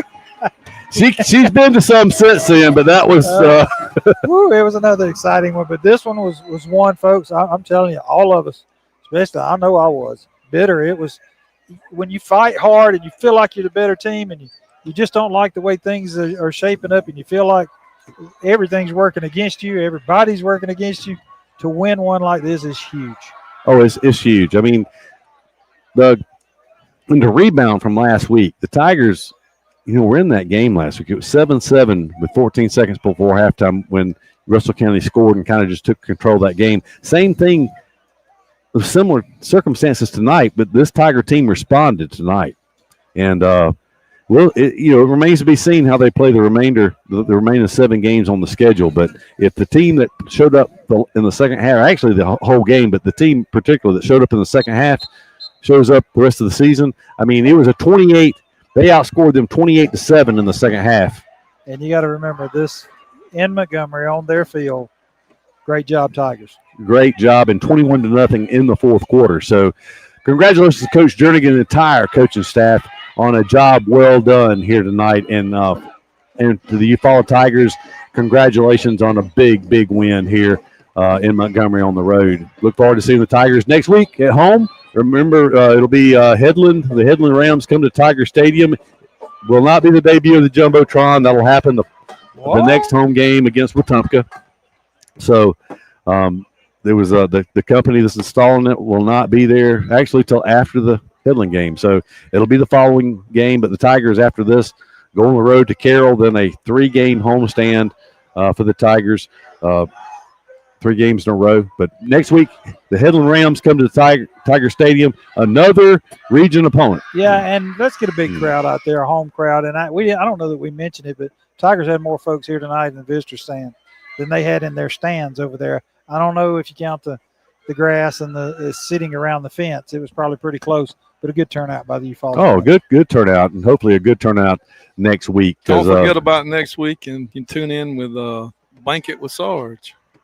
Now, when is that scheduled to drop?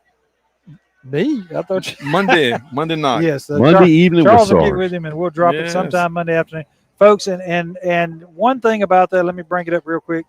It's hard to go on there after the live event is over with and make comments.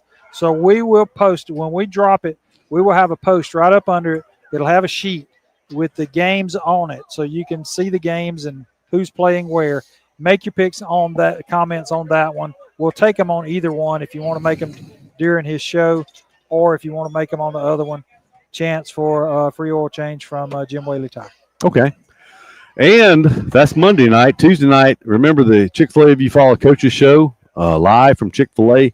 Come and join us, folks. Chick-fil-A is doing something different this year with a trivia question. If you answer that trivia question correctly, you can win either a chocolate chip cookie or an ice cream cone. Just make a trip out. And it's a great opportunity if you want to buy a New York Giants football or something. I bet you Coach Jernigan will sign it before he leaves there. I'm Be sure a great Christmas present. I'm sure he would. And Doug, I'm trying hard to remember. Oh, I remember now. The trivia question for this week is: how many consecutive years have the Tigers made the playoffs? You came up with that. I'm glad you remembered it. Yeah, and it was Jutley who had the idea. I told her the information, but Jutley had the idea, and so she wanted to use that one this week. And it's 27 straight years the Tigers have made the playoffs. The last time the Tigers did not make the playoffs was 1997, and it's 27 straight years. That streak is the 6th longest in the state of Alabama. And this win tonight will go a long way in helping them get another one. Absolutely, to make it 28. So I guess that's going to do it here from Catholic in Montgomery. For Charles Urban, John Wayne Robinson, Doug Applin, I'm Keith Bryan. Wishing you a good night and a great weekend. Till next week, go Tigers.